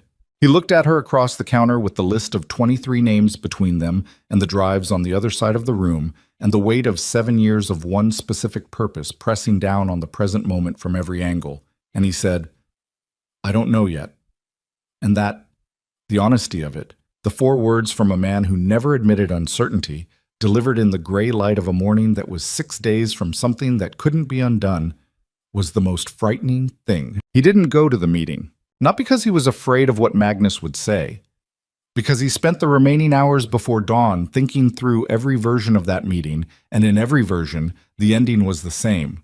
Ronan walked into a room Magnus had chosen, in a location Magnus had selected, at a time Magnus had proposed, and whatever Magnus said about Daniel, true or fabricated or some deliberate combination of both, the conversation existed to do one thing: to move Ronan off the gala, to break the 72-hour window before the clean cell was built, and the broadcast chain was secured, and the plan Celine had carried alone for years was finally within operational reach. Magnus knew about the gala now, or he was about to, which meant every hour mattered more than the one before it.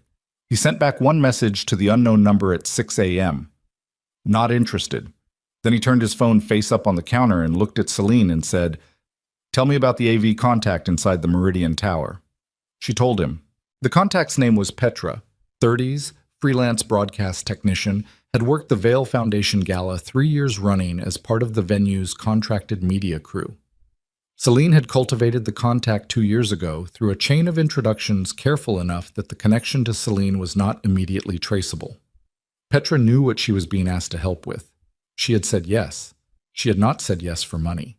Her sister was on a V7 route in 2021, Celine said. Her voice was flat and factual the way it always was when the information was the worst kind. She was recovered 18 months later through a nonprofit in the Harbor District. Petra has been waiting for something to do with that information ever since. Does she know you're still active? She knows someone is. She doesn't know it's me specifically. Celine looked at him. I kept the chain compartmentalized. If any one link broke, the others stayed intact. Contact her today, through your existing chain. Ronan stood. Tell her the timeline moved up. We need confirmation on the broadcast infrastructure inside the ballroom within 48 hours. She'll need access to the building for a site assessment. She has access. She's on the contracted crew. He picked up his phone. That's why we chose her. He spent the next 4 hours rebuilding from the ground up. Crane assembled the clean cell with the grim efficiency of a man performing penance through competence. 7 people, none of whom had crossed paths with Castellano professionally, none of whom appeared in any Vale-adjacent communication that Sato could identify. Communications on hardware that had never been inside the Vale network. A staging location in the northeast quarter, far from the port, far from everything that smelled like the last 40 years of Ronan's operational history. Ronan briefed them personally. No intermediaries, no documentation. The entire plan delivered verbally in a single session and then immediately compartmentalized by role, each person knowing only their piece, the full architecture existing only in 2 heads. His and Celine's. By the second day, the AV confirmation came back through Petra's chain. The ballroom broadcast system was accessible. There was a secondary input panel in the AV booth on the mezzanine level that could be routed to override the room's main screen and speaker array. The security sweep scheduled for 48 hours before the event would check for weapons and unauthorized devices. It would not check the AV booth specifically, because the AV booth was occupied by contracted staff during the event, and Magnus's security team had never considered it a vector. That was the gap. That was where they were going in. On the 3rd day, Magnus moved. The first indication was a car that Sato identified running surveillance on the penthouse building, registered to a shell company with 4 layers of separation from Vale infrastructure. But the shell company pattern matched 2 others Sato had traced in the drive documentation, and that was enough. Ronan relocated to the staging location in the northeast quarter that afternoon, and Celine came with him without being asked, and Harlan Voss remained at the safe house with 2 men on the door. The second indication was a federal subpoena delivered to Ronan's primary legal representation, demanding financial records for 8 Vale-linked entities. The timing was not coincidental. Magnus had accelerated his coordination with the federal surveillance apparatus, not through legitimate channels, through specific prosecutors he'd been managing for years, names that appeared in Celine's documentation and which Ronan was now looking at on the screen in the staging location's main room with the specific expression of a man assembling a picture that keeps getting larger the more he looks at it. He's trying to freeze your assets before the gala, Celine said. He's trying to freeze my ability to move. Ronan was already on the phone with his legal team, delivering instructions in the flat, sequential language of someone who had dealt with federal interference before and knew exactly which levers existed for slowing it. The subpoena buys him 48 hours of disruption, even if it doesn't hold. He just needs us occupied. Are we occupied? No. He ended the call. We're ahead. On the fourth day, Crane came to him with the third name. Not from Castellano's network, separate. A man named Ferris, Ronan's political liaison, who had been facilitating Magnus's access to the federal prosecutors for 8 months. The documentation was clean and unambiguous. Bank records, communications, a meeting at a Harbor District hotel 3 weeks prior. Ronan sat with that for 10 minutes. Then he had Ferris brought to the staging location, and he sat across from him in a bare room with a single overhead light, and he asked him everything, directly, without theater, and Ferris answered because he was looking at Ronan Vey in a bare room with a single overhead light, and there were no options that resembled good. What Ferris told him took 40 minutes. When it was finished, Ronan sat very still for a moment. Then he stood, walked out of the room, closed the door behind him, and stood in the hallway with his back against the wall and his eyes closed for approximately 30 seconds, which was the only version of falling apart he would permit himself in the middle of this. Celine was in the main room when he came back. She looked at his face and waited. Magnus has been building a case against me for 3 years, he said. Not legitimate evidence. Constructed. Through Ferris, through the prosecutors, through manufactured financial documentation. He looked at the wall. If the gala fails, if we don't get the recordings into that room in front of those people, he files everything within 24 hours. The case is designed to be irrefutable. How much of it would hold? Enough. He looked at her. Enough to keep me in federal proceedings for years. Long enough for everything to collapse. He paused. He built a contingency. If I moved against him directly, the contingency destroys me legally. If I don't move against him, he continues operating and eventually decides I'm more inconvenient than useful. So the gala isn't just the best option. It's the only option. He held her gaze. We get those recordings into that room or we lose everything. She looked back at him with the specific steadiness of a woman who had spent 14 years in exactly this position, the position of someone with no option except forward, and said, "Then we go forward." On the 5th day, Magnus issued a public statement announcing that Celine Vey had been diagnosed with a significant psychological condition and that her family had grave concerns about her welfare and the influence of individuals who may have taken advantage of her fragile state. The statement was released through 3 separate media outlets simultaneously.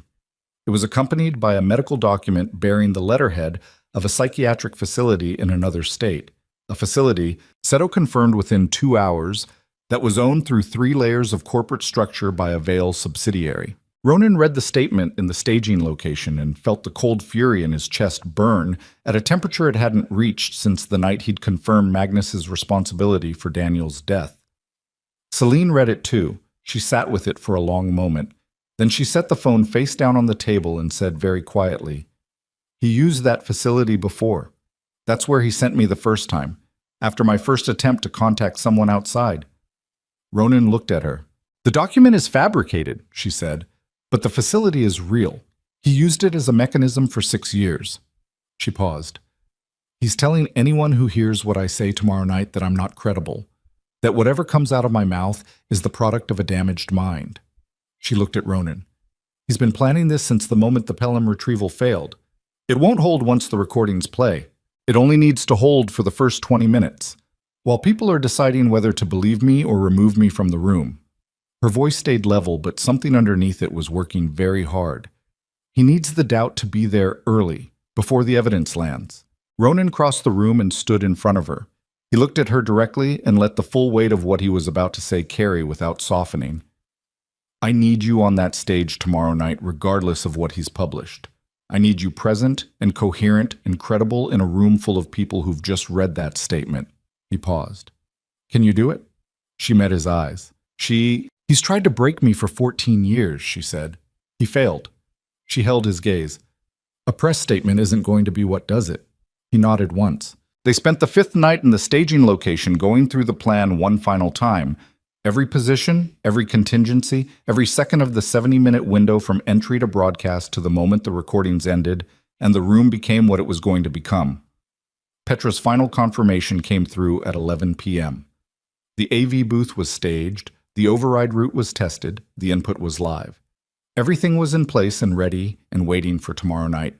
At some point around 2 a.m., Ronan found himself standing at the staging location's narrow window, looking at a street he didn't know particularly well, in a part of the city he rarely operated in, and Celine came and stood beside him without announcement, and for a while they were both just there, looking at the same unremarkable strip of nighttime city, not talking.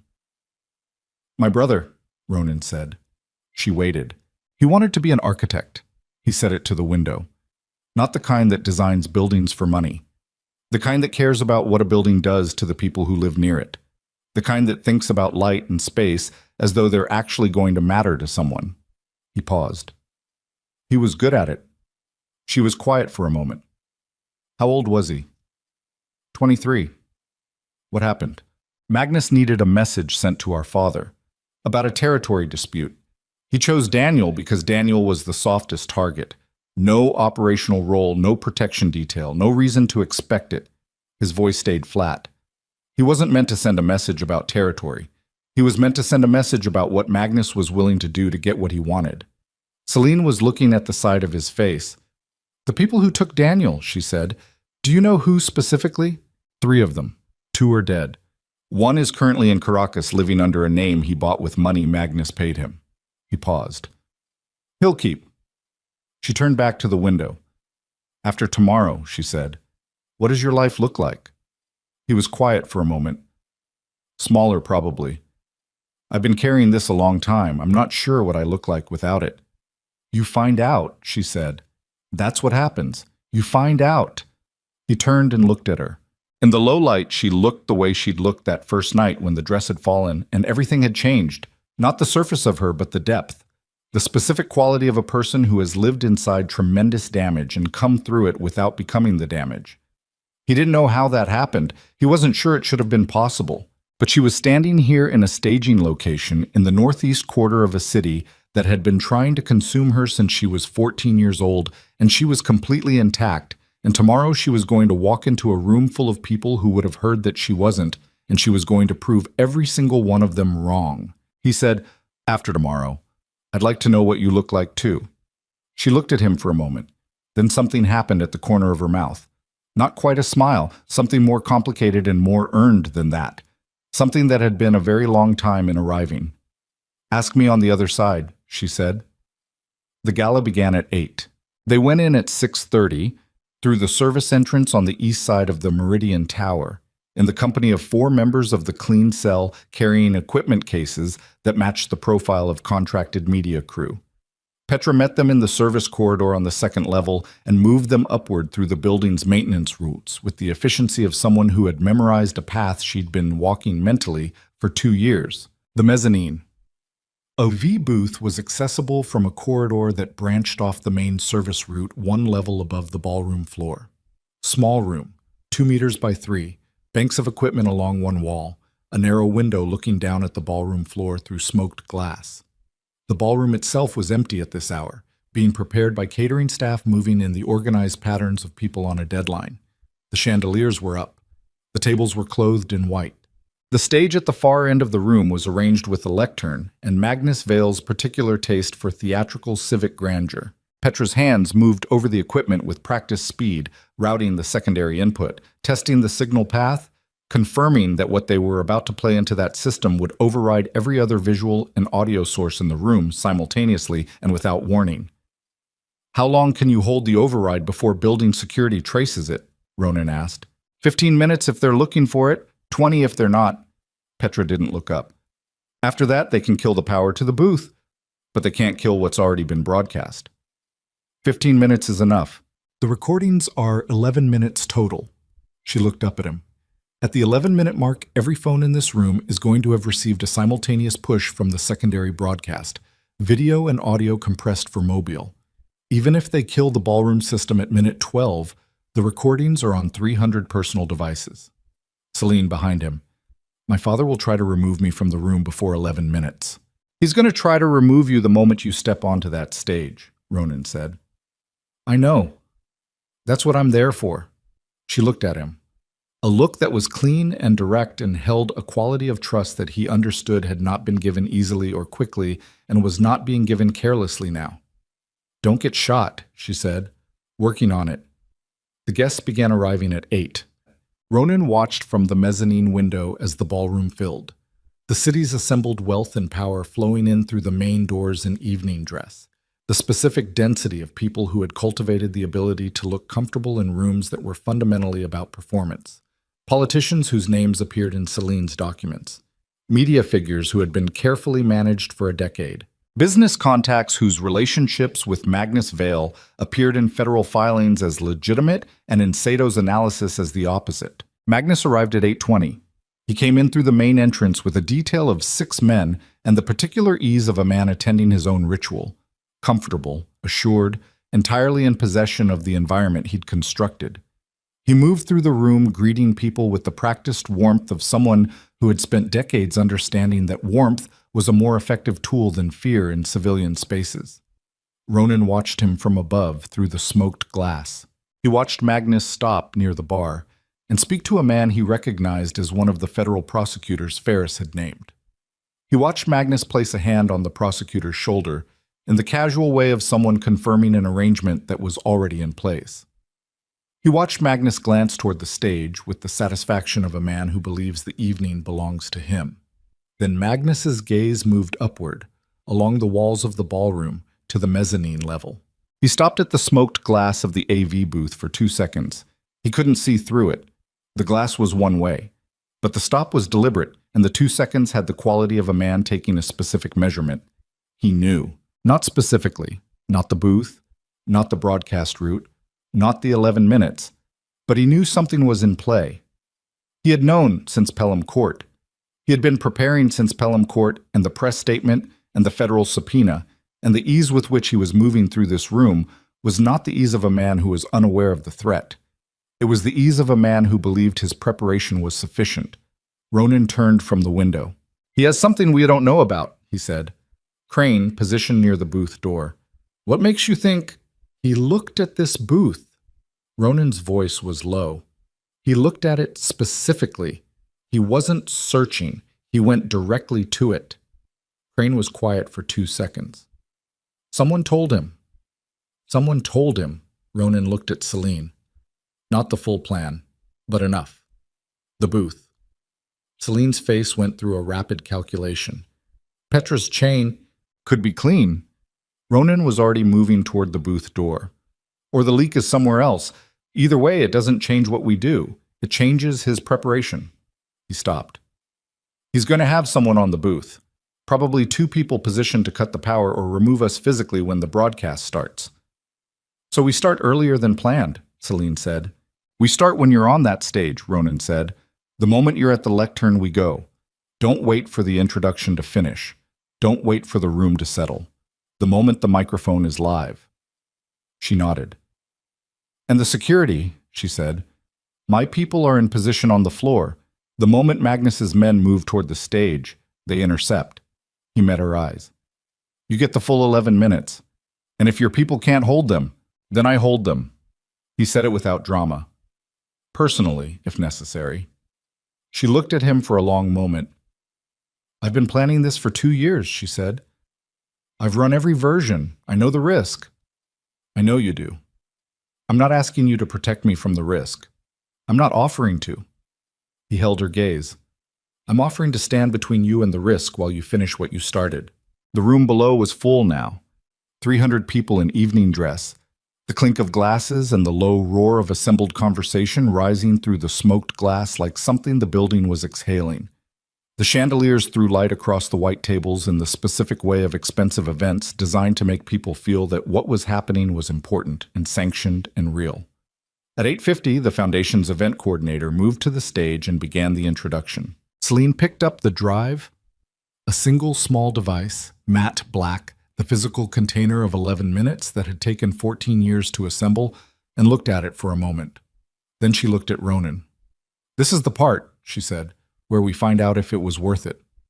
He looked back at her. It was already worth it. She moved toward the door. He was 1 step behind her. They came through the mezzanine access and down the staircase to the ballroom level and through the service door onto the floor while the event coordinator was still in the middle of the introduction, and Ronan felt the specific shift in his body that happened at the beginning of things that couldn't be undone. The drop in peripheral awareness, the sharpening of the center, the way time seemed to organize itself differently when the decision was made and the action was in progress and there was nothing left to calculate because the calculation was finished. He scanned the room. Two of Magnus's men near the stage, positioned casually but with the weight distribution of people ready to move. One near the main doors watching entry points. Magnus himself at a table near the center of the room, and as Ronan watched, Magnus looked up from the person he was speaking to and found Ronan's position with the immediate accuracy of a man who had been watching the door. Their eyes met across the width of the ballroom. Magnus held the look for 3 seconds. Then he turned and said something low to the man beside him. The man began moving toward the stage. "Now," Ronan said. Celine was already moving. She crossed the floor at a pace that was controlled and visible. Not running, not skulking, the decisive stride of someone who belonged at the front of the room and was arriving at the front of the room. The event coordinator was still speaking when Celine reached the steps at the side of the stage, and the coordinator stopped mid-sentence with the specific paralysis of someone whose event plan has just been physically superseded. Celine stepped onto the stage. She crossed to the lectern. She put the drive into the input panel that Petra had confirmed was live and routed to the overhead system. And then she looked out at the room. 300 faces looked back at her. The room had gone from the rolling murmur of 300 conversations to a silence that was not quite complete. Still the clink of a glass, someone's chair, the HVAC of a building that didn't know history was happening inside it, but was close enough to complete that her voice, when she spoke into the live microphone, reached every person present without effort. "My name is Celine Vale," she said, "and I have something that belongs to this room." Magnus's man was 8 feet from the stage steps. Ronan was between him and the steps. The man looked at Ronan with the assessment of someone doing a quick professional calculation, and whatever conclusion he reached, he stopped moving. "Good," Ronan said quietly. "Stay there." On the stage, Celine's voice was steady and clean and utterly without performance. The voice of someone who had been waiting so long for this moment that the moment itself felt less like arrival than continuation. "What you're about to hear," she said, "was recorded over a period of 6 years inside my father's organization. It documents the planning and execution of human trafficking operations responsible for the disappearance of at least 23 women from this city and the surrounding region." She paused. "It documents my father's direct involvement, in his own voice, in his own words." The room made a sound. Magnus stood up from his table. On the screens above the stage and on the speakers arrayed around the ballroom's perimeter, the recordings began to play. Magnus's voice filled the room. The same voice that had called Ronan's phone 3 days ago. The same cultivated warmth that the room had been listening to for 30 years through charitable foundations and civic donations, and the practiced smile of a man who had understood very early that visibility was the best cover a criminal could have. That voice, coming out of the speakers above 300 people's heads, saying things that voice was not supposed to ever say out loud in a room like this. The silence that followed the first 30 seconds was the most complete Ronan had ever heard in an occupied space. Magnus moved. Came across the room at a pace that was not quite running, the contained fast walk of a man who had spent decades not running because running communicated panic, and Magnus Vale did not communicate panic. He was looking at the stage, not at Ronan, and he had 3 men behind him and 1 more coming in from the main door, and Ronan stepped directly into his path and stopped. Magnus stopped 2 feet from him. They looked at each other. The recordings played above them. "Move," Magnus said. His voice was very quiet and very cold, and had dropped entirely the warmth it wore for other occasions. This was the voice underneath the cultivated voice. Older, harder, the voice of the thing that had been making the decisions all along, while the other voice performed reasonableness for the audience. "No," Ronan said. Magnus looked at him with the specific assessment of a man who has had people killed and is currently doing the arithmetic. "You don't understand what you're doing," Magnus said. "I understand exactly what I'm doing." Ronan kept his voice at the same low register. Around them, the room was erupting. Guests on their feet, phones out. The specific chaos of 300 people simultaneously receiving information that reorganized their understanding of the last 30 years of Blackwater City. I'm standing here while she finishes.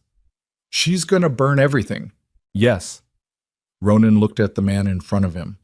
The man who had ordered Daniel taken, who had built a machine of violence behind 30 years of charitable performance, who had used his own daughter as a tool and a casualty and a hostage, and believed he had broken her, and felt the 7-year-long architecture of revenge resolve itself, in this moment, into something simpler and more absolute than anything he'd planned for. That's the point. Magnus's right hand moved. Ronan had been watching the right hand since Magnus crossed the room because that was the hand Magnus favored, and that was the tell he'd identified in the 30 seconds since they'd been standing this close. And when the hand moved, Ronan moved first, stepped inside the distance, one hand catching the wrist, redirecting, using Magnus's own forward momentum to drive the man sideways into the nearest table with a crash of glassware and white linen that sent guests scrambling backward in a wave. Magnus hit the table and came off it fast, faster than a 63-year-old man had any right to be, and Ronan registered that with the professional attention of someone recalibrating mid-engagement. The first man behind Magnus reached Ronan a second later, and Ronan took a hit across the left side of his face that was solid enough to send white into the edges of his vision, and he used the momentum of it to turn into the man's body and put him down with the efficiency of someone who had been doing this for 20 years and had no time budget for anything decorative. The second man had a hand on Ronan's collar when the clean cell members on the floor reached them. What followed was approximately 90 seconds of controlled violence in the center of a ballroom surrounded by 300 witnesses with active phone cameras, which was either the worst context for violence or the best depending entirely on whose side you were on. On the stage, the recordings played. Celine stood at the lectern with both hands flat on its surface and her eyes on the room, watching the chaos, watching her father's containment disintegrate, watching the faces of 300 people as 11 minutes of her father's voice dismantled 30 years of his construction, and she did not move from the lectern, and she did not stop the recordings, and she did not look away. 6 minutes in, Magnus was on the floor with 2 of Ronan's people on him, and the 3 remaining Vale security men had made the professional calculation that the room was lost and were backing toward the exits. And Ronan was standing with blood running from a cut above his left eyebrow, and his jacket torn at the shoulder and his breath coming hard. And the recordings were still playing, and the room was still listening. Magnus looked up from the floor. He looked at his daughter on the stage. He looked at Ronan standing between them. Something happened in his face in that moment. Not defeat exactly, not the collapse of a man who has finally acknowledged the end of something. Something worse than that. The specific expression of a man who has understood that the thing he built to protect himself has become the architecture of his exposure, and that the person responsible for that inversion is a woman he raised and broke and underestimated and underestimated and underestimated until the underestimation became the fatal error of his entire life. He said nothing. There was nothing left to say. At the 11-minute mark, the recordings ended. The room was silent. Celine straightened at the lectern. She looked out at 300 people, some standing, some seated, some with phones still raised, some who hadn't moved since the recordings began, politicians whose names she had just spoken into the record, media figures whose coverage of her father's legacy would now become the coverage of his destruction. The prosecutor from near the bar who was currently looking at his phone with the expression of a man watching his own career ending in real time. Her father, on the floor, looking up at her. She looked at him for a long moment. She said, "I told you I remembered everything." And then the doors opened. Not Magnus's men. They were gone, or down, or standing at the walls with the specific stillness of people who have chosen to be furniture. The doors opened, and the people who came through them were carrying credentials and the specific purposeful energy of people who had been outside a room for 11 minutes waiting for a cue that had just been delivered to every phone in the building simultaneously. Federal agents. The arrangement had been Ronan's, made 2 days prior through channels that bypassed every compromised prosecutor and every corrupted federal liaison, going directly to a federal organized crime division that had been building a case on Magnus Vale for 6 years and had lacked the one thing that made the difference between investigation and prosecution. Recorded evidence, in Magnus Vale's own voice, played to 300 witnesses, and now simultaneously delivered to every phone in the room already spreading outward through every network those 300 phones connected to, already beyond the capacity of any legal mechanism or financial pressure or fabricated psychiatric document to contain or discredit or silence. Ronan stood in the middle of the ballroom with blood on his face and the wreckage of a dozen upended tables around him and watched the federal agents cross the room toward Magnus Vale. Magnus was on his feet by then. He was standing with the stillness of a man who has arrived at the moment he has been avoiding for 30 years and has discovered that arrival, whatever else it is a form of relief from the effort of avoidance. He looked at the agents coming toward him with an expression that was unreadable and very old. One of the agents said his name. Magnus Vale looked across the room one final time, not at Ronan, at Celine. She looked back at him from the stage with the specific steadiness of a woman who had been looking at this moment for 14 years and had made herself into whatever she needed to be to reach it. And whatever passed between them in that look was theirs alone and would never require translation for anyone else. Then the agents had him, and he was moving toward the door, and the room erupted into the specific noise of 300 people simultaneously releasing the breath they'd been holding for 11 minutes. And Ronan crossed to the stage steps and looked up at Celine standing at the lectern with her hand still flat on its surface and her face doing something he had never seen it do before in the 6 days he had known her. She was shaking, not dramatically, not the visible shaking of shock or breakdown. The fine, nearly invisible tremor of a body that has been held at extreme tension for an extremely long time and has just received the signal that the tension is no longer required and doesn't quite know what to do with the information. He went up the steps. He stopped beside her. He didn't touch her. She hadn't asked to be touched, and this was not the moment to make assumptions about what she needed. He just stood beside her in the way that said, "I'm here," and "It worked," and "You did it," without requiring any of those things to be spoken. She turned and looked at him. Her eyes were dry. Her jaw was steady. The tremor was already quieting. "Your face," she said. He'd forgotten about the cut.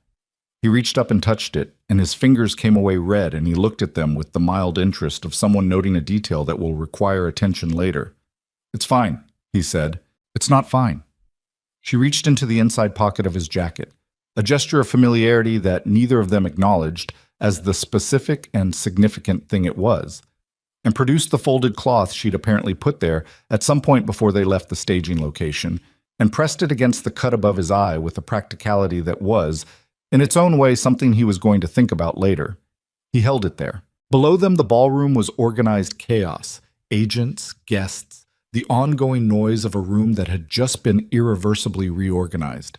At the far door, Magnus Vale disappeared into the custody of people whose job it was to make sure he didn't disappear anywhere else. "He's gone," Celine said. "He's gone," Ronan confirmed. She stood beside him on the stage above the ruined ballroom and looked at the space her father had just vacated and breathed. Just breathed, audibly, the specific long exhalation of someone setting down something that has been in their hands for so long, the weight of it had become indistinguishable from the weight of themselves. Below them, through the glass walls of the tower, Blackwater City pressed outward in every direction. The harbor, the port, the streets and buildings, and the long wet reach of the night. And it was still the same city it had been this morning, and it was also completely different, and both of those things were true simultaneously in the way that moments of actual consequence produced, and neither of them had the words for it yet. And the cloth against his eye was already soaked through. Celine noticed before he did, she was always noticing things before they were announced, before they became a problem that demanded response. A habit built from years of living in an environment where anything unnoticed could become catastrophic. She pressed harder and he reached up and covered her hand with his without thinking about it. And they stood like that for a moment on the stage above the dismantled ballroom, while the federal agents below moved through the room with the systematic efficiency of people executing a procedure they had been preparing for, and whose preparation had just been rendered possible by 11 minutes of audio playing through a ballroom speaker system. "You need stitches," she said. "Later. Now." She said it with the specific flatness that had no argument in it. "You're going to be talking to federal agents within the next 20 minutes, and you're going to do it without bleeding through your eye." He looked at her. She looked back at him. "Fine," he said. They came down from the stage together, and a woman from the clean cell, the one with medical training, whose name was Adara, who had been positioned on the floor for exactly this category of contingency, met them at the bottom of the steps and produced a kit from inside her jacket with the matter-of-fact efficiency of someone whose entire value in these situations was her refusal to be surprised by anything. She pressed Ronan into a chair at the nearest table and began working on the cut with the focused, impersonal attention of a mechanic addressing a mechanical problem. Celine stood 3 feet away and watched the room. Below the stage, Magnus's remaining security personnel had been collected. Some compliant, some not, all now in the company of federal agents who had very specific training for the not compliant variety. The guests had not been permitted to leave and were clustered in groups throughout the ballroom, some still with phones raised, some in what appeared to be intense personal conversations, some simply standing with the dazed quality of people who have just watched the load-bearing wall of their understanding of 30 years of civic life removed in 11 minutes. The prosecutor was being spoken to by 2 agents near the far wall, and his body language was the specific language of a man deciding, in real time, how much cooperation he could offer before it became confession. The lead federal agent crossed the room toward Ronan. His name was Braddock, mid-50s, compact, the kind of face that had been unreadable since approximately 1987. He had been the contact Ronan had reached through the clean channel 2 days prior, the man who had been building the case for 6 years and lacked the evidence, and who had listened to Ronan's account of what existed and what was about to happen with the specific contained attention of someone who has been waiting for a call like this long enough that receiving it required a moment of internal recalibration before response. He stopped in front of Ronan and looked at the cut being worked on and didn't comment on it. "Mr. Vey," he said. "Braddock. Your wife." He looked at Celine. "She'll need to come in. Tonight, ideally. Full statement." "She knows." Ronan looked at Celine. "She's been waiting to give it for 2 years." Celine met Braddock's eyes. "I have documentation in addition to the recordings. Physical documents and a complete archive of digital files." She paused. "I also have a witness, a former maritime attorney named Harlan Voss who advised on the evidentiary process. His location can be provided." Braddock looked at her for a moment with the careful attention of a man assessing not just what she was saying, but the quality of the person saying it, the degree to which she would hold together under the extended process that was coming, the months of federal procedure and deposition and cross-examination, and the specific sustained pressure that Magnus's legal team would apply the moment they recovered from tonight's shock. Whatever he found in her face appeared to satisfy something in his professional calculus. "I'll need you at the federal building by 11 p.m., he said. "I'll be there." Braddock looked at Ronan. The look had a different quality. The look of a man who had cooperated with a person he would under other circumstances be investigating, and who was now navigating the specific complexity of what that cooperation meant going forward. "We're going to have a conversation," Braddock said, "about your organization, about what you're prepared to offer in terms of structural adjustments." "I know," Ronan said. "I've been thinking about what I'm prepared to offer." "And?" "Significant." He held the man's gaze. "I'll come in tomorrow morning, with my legal representation. We'll talk." Braddock looked at him for another moment, then nodded once and moved away, back into the organized machinery of a federal operation that had just received the most significant single evening of evidence in its 6-year history. Adara pressed a final strip of closure tape above Ronan's eye and stepped back. 4 stitches would be better, she said. "The tape will hold if you don't get hit again tonight." "I'll make a note," Ronan said. She moved away.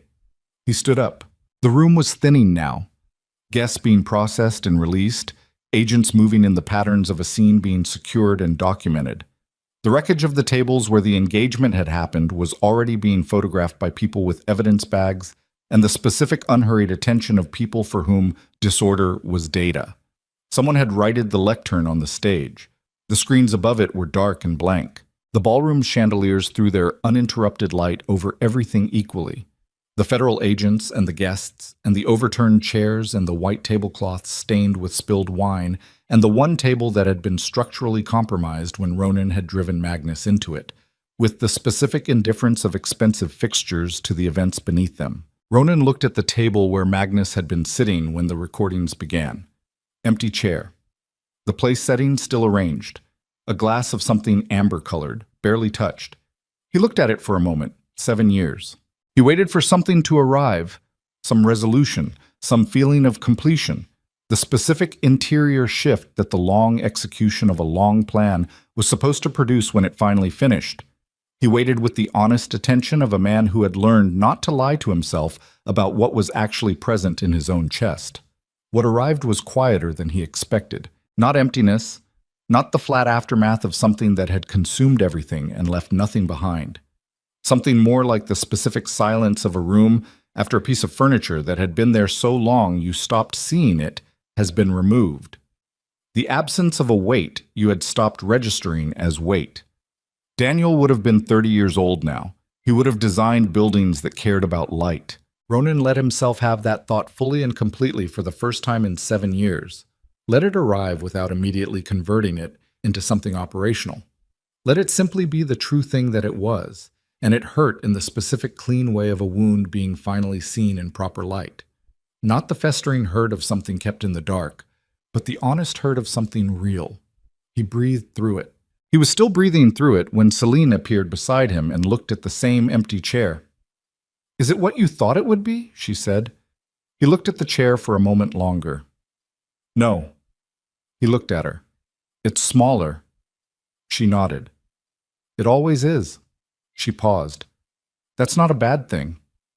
"No," he agreed. "It's not." They left the Meridian Tower at 10:15.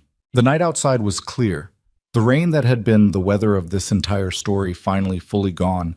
The sky overhead, the deep cold black of a clear night in a city that produced enough light to wash out the stars, except for the brightest. The street in front of the tower had the particular quality of a location where something significant had recently happened and the world hadn't caught up yet. Police vehicles, federal presence, a small cluster of media who had been tipped and arrived too late for the event itself, and were now positioned hopefully outside a building from which the story had already escaped through 300 personal phones and was currently moving through every network those phones touched at the speed that information moved in Blackwater City, which was the speed of fire through dry material. A car was waiting, clean cell vehicle, driver from the new network. They got in. Ronan gave Braddock's federal building as the destination. Celine had her hands in her lap, and she was looking out the window at the city moving past, and her face in the window's reflection had the quality of a person processing something that was too large to process in any single sitting and had made peace with the fact that it would require time. "Castellano," she said. "Tomorrow." Ronan kept his eyes forward. "Tonight's work is tonight's work." She was quiet. "What happens to him?" "He talks to Braddock." Ronan's voice was even. "Everything he knows about the Valve interface goes on the record. In exchange for cooperation, the federal case against him is structured to account for it." He paused. "He doesn't come back to my organization. That's it. He's 60 years old. He's going to spend whatever he has left carrying what he did." Ronan looked at his hands for a moment. "That's enough." She absorbed this. "You're not going to, No." He said it without decoration. "That's not what tonight was." She looked at him. "Tonight was about exposure," he said, "not execution. That matters." She was quiet for a long moment. "It's different from what I expected from you." 6 days ago. "Yes." A pause. 6 days ago. They drove in silence for a while. The city moved past the windows, the financial district, the harbor, the older neighborhoods transitioning to the institutional density of the Civic Center, where the federal building stood lit against the dark, with the specific cold authority of institutions that operated regardless of what happened around them. "I need to ask you something," Ronan said. She looked at him. "The anonymous message, the one that sent us to Voss." He held her gaze. "Do you know who sent it?" She was quiet for 2 seconds. 1 second too long for someone who genuinely didn't know. "Celine." She looked out the window. "His name is Lev. He's been inside my father's operation for 4 years. He was one of the men assigned to the estate, one of the security staff." She paused. "He was the one who left the door unlocked. Twice. On the 2 occasions I managed to remove documents. He was helping you. He was doing what he could." Her voice was careful. "He couldn't do much, but he did what he could. And the message. He monitors my father's communications. He knew the Pelham retrieval was ordered before it happened. She turned back to look at Ronan.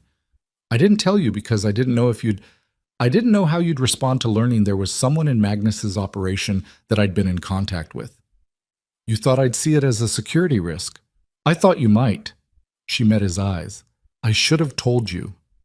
Yes, he said, without anger. You should have. I know. She held his gaze. I'm sorry. He looked at her for a moment. Where is he now? I don't know. After the message, nothing. He goes dark when he moves. He knows how to disappear. She paused. He has a daughter. I know that much. 8 years old. He joined the estate security to support her after her mother died. Ronan was quiet.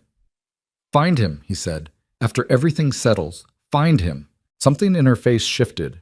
A fractional softening, quickly controlled but present. Okay, she said. The federal building was exactly what federal buildings always were.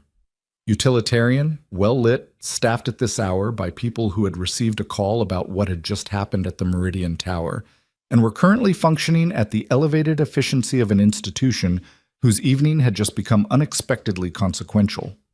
Braddock met them in the lobby. He took Celine through a door, and Ronan sat in the lobby on a chair that had been selected for its disincentive to comfort, and was doing its job effectively. And he sat with the cut above his eye and the torn shoulder of his jacket, and the specific exhaustion of a man who had been running at maximum capacity for 6 days, and whose body was now presenting a bill that the evening had temporarily deferred. He sat for 3 hours. At one point, Crane came in and sat in the adjacent chair without preamble, and they looked at the lobby's institutional floor for a while without speaking. Marchetti, Ronan said. Cooperating. Crane's voice was its usual flat instrument. Gave them 6 names. 2 of them are Vale's people we hadn't identified yet. Reyes. Turned up in the Harbor District, voluntarily. He's talking to Braddock's people now. Crane paused. He's scared. He should be. Silence. The clean cell, Crane said. What do you want to do with them after tonight? Keep them. Ronan looked at the floor. Rebuild around them. The old structure is finished. A lot of it. Most of it. He was quiet for a moment. The parts worth keeping, we keep. The parts that aren't, we don't. He looked at Crane. That includes the evaluation we need to have about your months of private investigation into Castellano.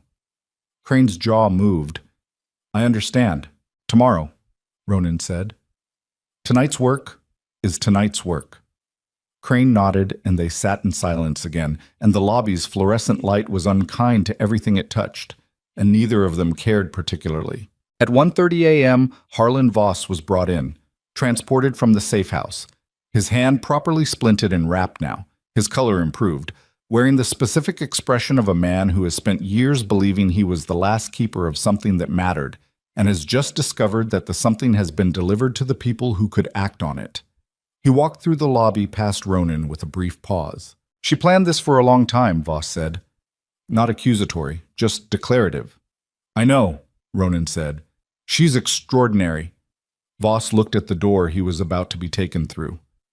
Whatever you think you understand about her, you probably understand about half. I'm working on the other half, Ronan said. Voss looked at him for a moment with the assessing attention of a careful man evaluating an uncertain situation. Then he nodded once, the nod of someone who hasn't yet decided something but has decided to provisionally withhold the negative, and went through the door.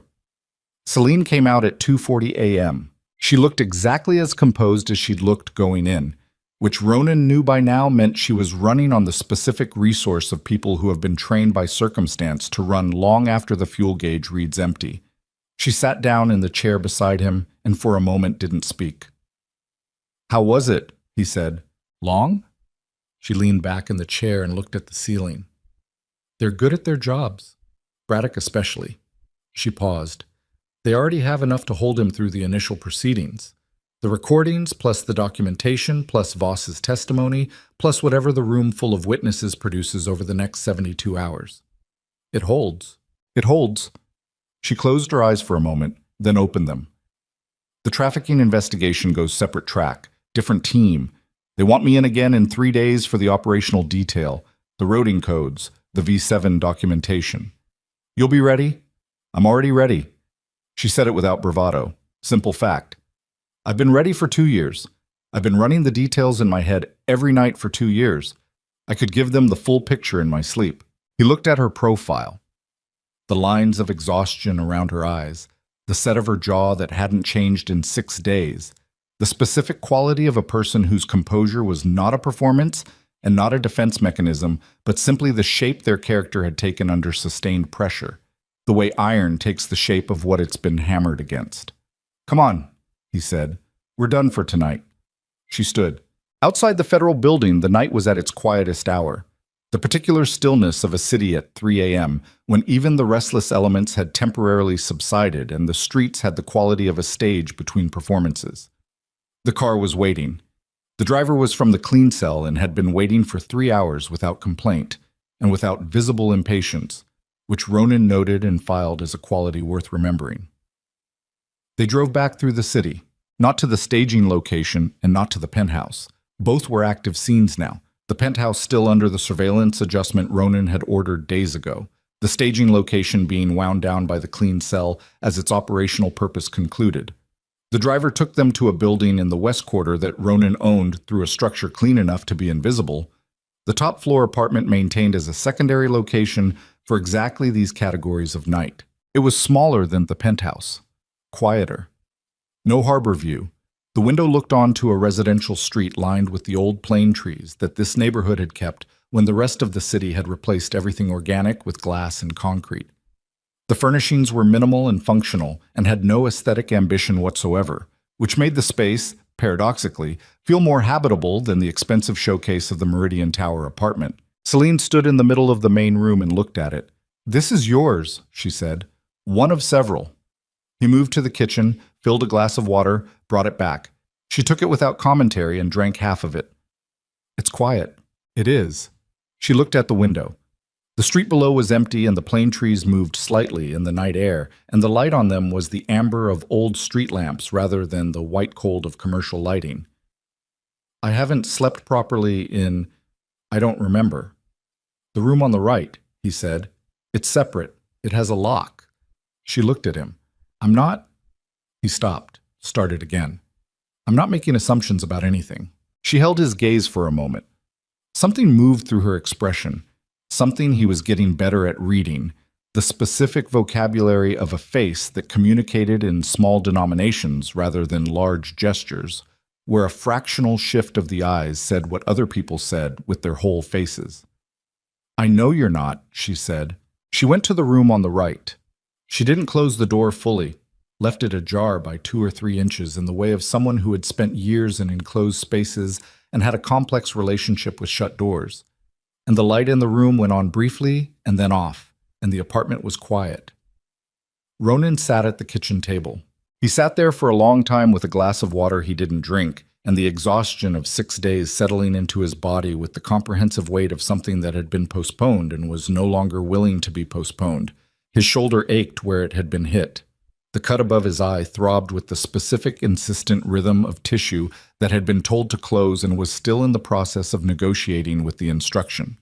His hands, resting on the table, looked to him like the hands of someone who had been doing the things he'd been doing for 20 years, which was what they were, and which was something he was beginning to look at differently than he had 6 days ago. He thought about the conversation he would have with Braddock in the morning. "Significant," he'd said.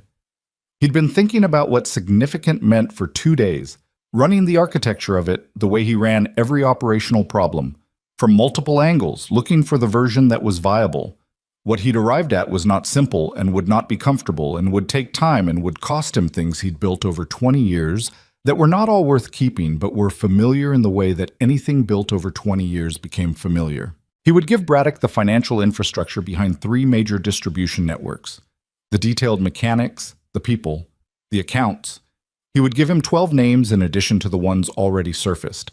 He would cooperate on the Vail-adjacent investigations fully and without reservation, which meant the federal case would be the most comprehensive prosecution of organized criminal civic corruption in Blackwater City's history, which meant the city was going to go through something difficult for the next several years as the structure beneath its surface was excavated and exposed. In exchange, the organization he retained would be a fraction of its previous size. The money would be clean or it wouldn't be moved. The operations that depended on the kind of institutional protection that was about to evaporate would be wound down. Some of the men who'd served him for a decade would go other directions. The machine he'd inherited from his father and expanded and used, not always for things Daniel would have been proud of, would be substantially dismantled. He sat with that. He was sitting with it when he heard the movement from the room on the right. Not distress, just wakefulness.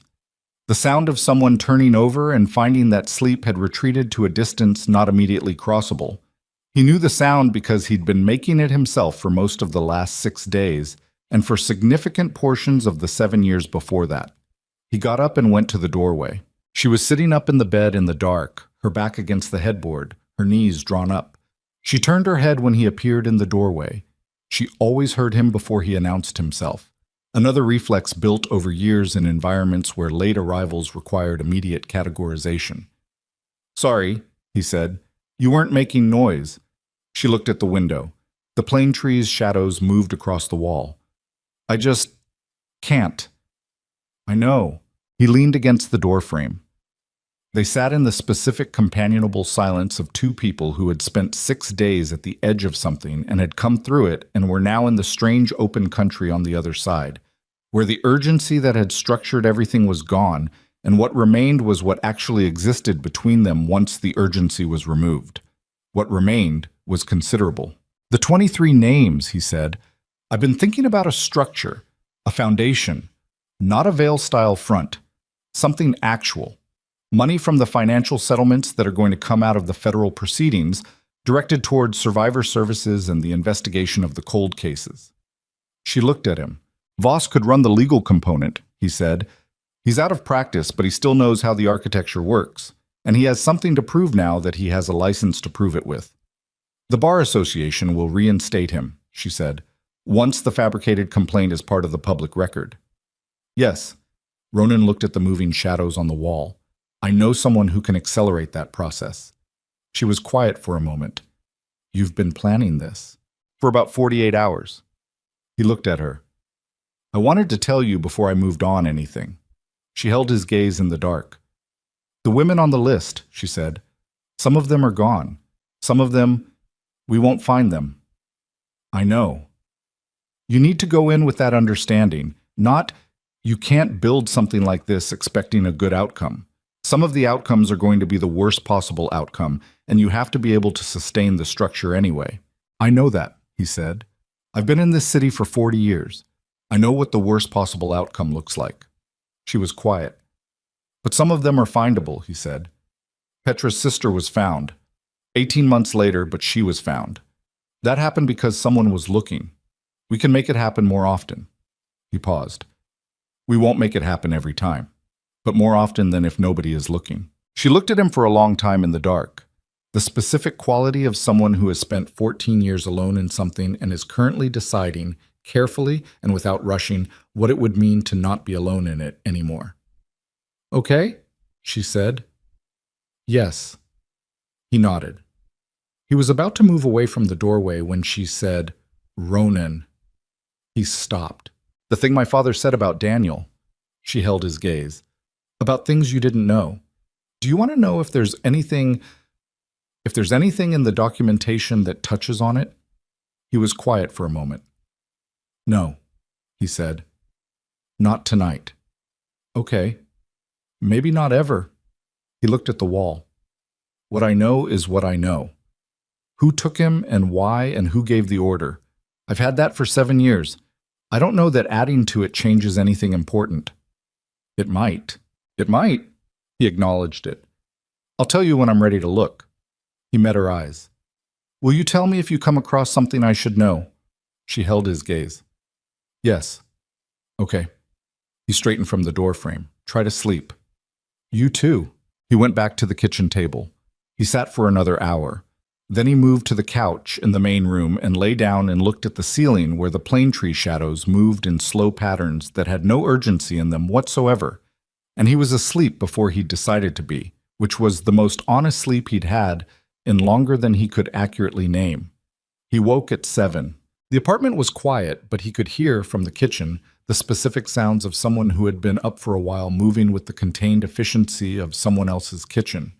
The careful opening of cabinets, the deliberate setting of things on counters, the particular restrained noise of a person trying not to wake a person who is asleep in the adjacent room. He lay for a moment and listened to those sounds and felt something specific and simple move through him.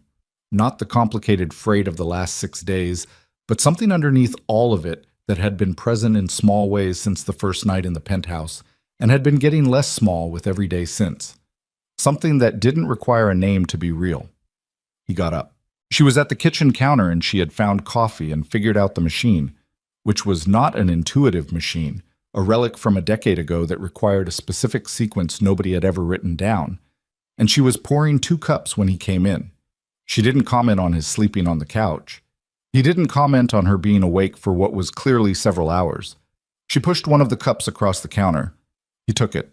They stood on opposite sides of the kitchen counter in the morning light that came through the window over the sink.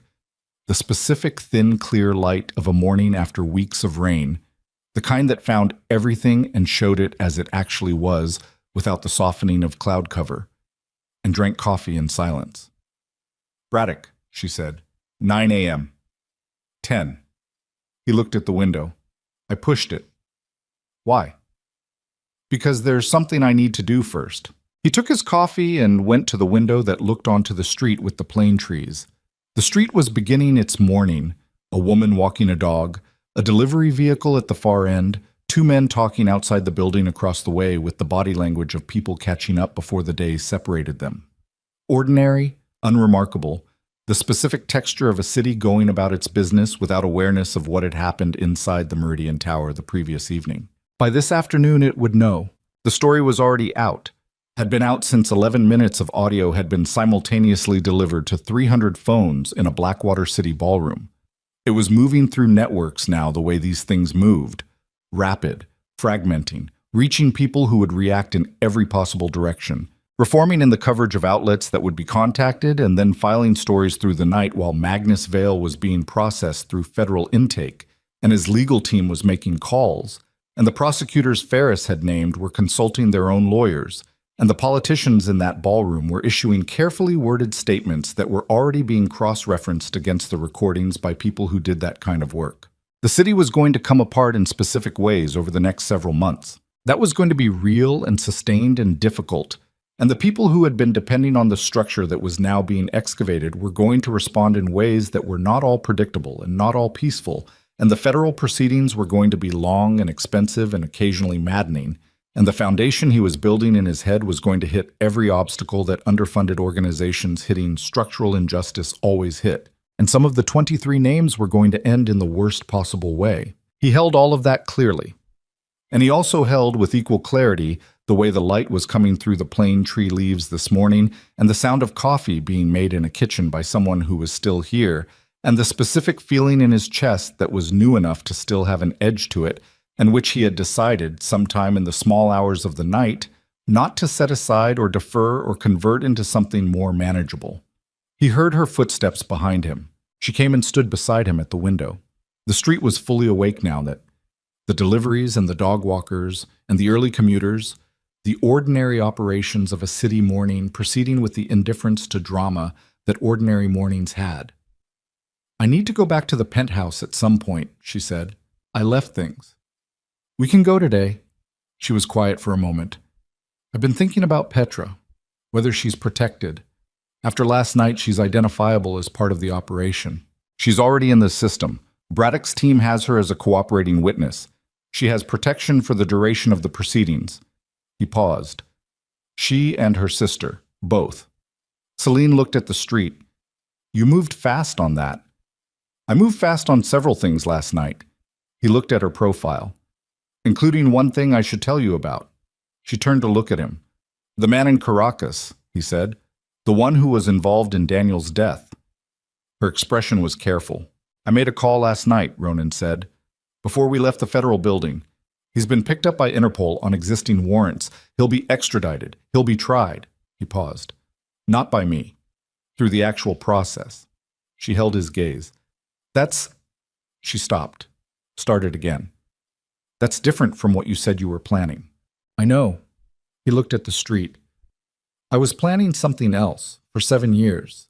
Last night, I planned something different. He was quiet for a moment. It felt more like justice than what I had before. I don't fully understand why. She looked at him for a long time in the morning light. I think, she said carefully, that it's because justice is actually what you wanted. What you were calling revenge was just the shape justice took when you had no other way to reach it. He looked at her. That's probably right, he said. She looked back at the street. Below them, a child was crossing with a school bag, moving at the particular pace of a child who hasn't yet learned to move at adult speeds, who still occupies each step as its own complete event. A woman called from a doorway, and the child looked up and changed direction without urgency. I want to stay, Celine said. The words came out carefully, like someone placing weight on ice and monitoring whether it holds. In Blackwater, I want to build the foundation. I want to do the work. She paused. I'm not asking you to... I know what you're asking, he said, and what you're not asking. She was quiet. I'm asking you to stay too, he said, in whatever form makes sense, at whatever pace. He turned to look at her. I'm not in a hurry. I've been in a hurry for 7 years. I'm done being in a hurry. She looked at him. The morning light found every line of her face, the exhaustion and the composure and the thing underneath both of them. That was neither. The thing that 14 years of sustained and deliberate survival had built in a person who had decided, somewhere in the darkest part of those years, that survival was not enough, and that she would live long enough to do something with it. She was 30 years old, and she had done something with it. She was standing in a kitchen window in the morning light of the day after, and Ronan Vey was standing beside her, and the city below them was going to be different from what it had been, and neither of them was the person they had been 6 days ago, and some of that was loss, and some of it was not loss at all. Okay, she said. Just that. Just the word. But she said it the way she said things that she meant absolutely. The way she'd said the 23 names on the legal pad, and the way she'd said, I know, when he told her about the man in Caracas, with the specific weight of a person whose words had been calibrated by years of having to mean exactly what they said, no more and no less. Weeks passed. The proceedings were long and unglamorous and exhausting in the specific way that legal processes are exhausting. Not the sharp drama of a single night, but the sustained grinding work of documentation and deposition and cross-examination, and the daily management of a story that was being told in courts and courtrooms and in the coverage of outlets that had been calling the Vey attorney's office every day since the morning after the gala. Magnus Vale's preliminary hearings were attended by press in numbers that the federal court building had not seen in a decade. The recordings, already distributed beyond any possible containment, were verified and admitted. The trafficking operation documentation went to a specialized federal team, and the investigation it generated began reaching into jurisdictions beyond Blackwater City within 3 weeks. 3 politicians resigned. The prosecutor was indicted on a separate track. Ferris cooperated fully and was sentenced with the cooperation credit that full cooperation produced. Castellano did not appear in any formal proceeding. What he gave Braddock's team went into the federal record without attribution in the specific way that the federal system occasionally permitted when the information's value exceeded the value of the name attached to it. He moved out of Blackwater City in the 4th week. Ronan did not contact him. He did not contact Ronan. The conversation between Ronan and Crane happened on the 3rd day as promised, in the staging location before it was fully wound down. It was long and it was difficult, and it did not produce resolution in the clean sense of a conflict resolved. What it produced was an accounting, honest, without defensive softening on either side, and a working arrangement going forward that was smaller and more conditional than what had existed before, and which both men understood was the best version of the available options. Harlan Voss's bar reinstatement moved through the process, with the specific acceleration that occurs when a fabricated complaint becomes part of a public evidentiary record. He was reinstated in the 8th week. He began consulting on the Foundation's legal architecture the following week, working from an office in the Harbor District 3 blocks from where he'd spent 20 years practicing before Magnus had ended that. He came to the work with the particular energy of someone who has been waiting for a second act and has discovered that the second act is more real than the first. Petra's sister's name was Mara. She came to the Foundation's office in the 5th week, not to receive services, she said. She had been receiving services from the nonprofit in the Harbor District for a year. She came because she wanted to see the legal pad. She'd heard about it in conversation, the handwritten document with 23 names. She asked Celine if she could look at it. Celine gave it to her. Mara read every name. She pointed to 2 of them and said she knew these women, had known them, had been with them in the period before their disappearance, had reported their disappearance to authorities who had received the report and done nothing with it. After that, Mara stayed. She came in every day. She had a specific kind of knowledge about the V7 routes that existed only in the memories of survivors who had been through them, and she communicated it without flinching and without performance, with the specific matter-of-fact quality of someone who had decided that what happened to them was information that belonged to the effort of preventing it happening to others, and she was going to give it accordingly. Celine worked beside her. Ronan came in the evening sometimes and looked at what was being built, and contributed where he was asked and did not override, and did not redirect and did not attempt to manage what he had offered to stand beside rather than lead. He met with Braddock on the 10th day, as arranged, with his legal representation and 6 months of preparation compressed into 3 hours of frank disclosure. The meeting produced a framework. The framework was implemented over the following weeks. The organization that emerged from the implementation was smaller and different, and in several specific ways more honest than what had preceded it. And some of the men who had served it for a decade moved on to other arrangements, and some stayed. And the ones who stayed understood what they were staying for in a way that had not previously required articulation. He thought about Daniel. He thought about him differently now. Not the specific laser of grief kept usable by the conversion into operational purpose, but the full and complicated person of a younger brother who had wanted to design buildings that cared about light. He found, over weeks, that he could think about Daniel without the thought immediately becoming the machinery of the 7-year plan. He could just think about him. The laugh he'd had that was bigger than expected from someone his size. The way he'd argued about aesthetics with the conviction of someone who had strong opinions and no patience for the position that strong opinions about aesthetics were optional. The fact that he'd called Ronan 3 days before he died to talk about a project he was excited about, and that Ronan had cut the call short because he had operational matters that seemed more pressing. He could think about that now without converting the guilt into something actionable. He just sat with it. That was harder than the 7-year plan had been, and more honest, and he was doing it. The man from Caracas was extradited in the 9th week. The extradition proceedings were covered by 2 journalists who had been following the Blackwater story since the gala, and who wrote about the connection to the Vey family with the careful, factual attention of journalists who understood the complexity of the narrative they were in the middle of.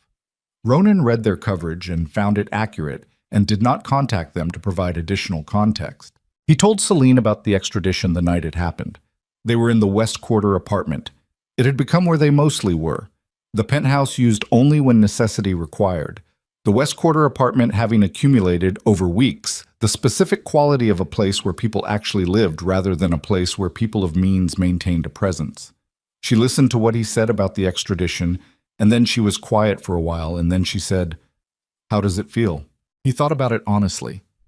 Like the right thing is happening in the right way. He paused.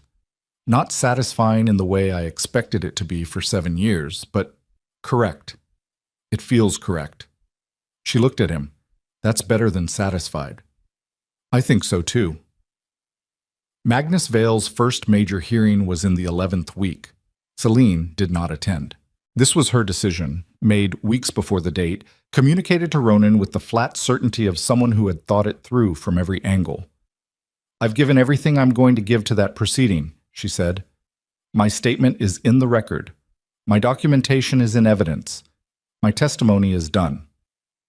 She looked at him. I don't need to sit in a room and watch it happen.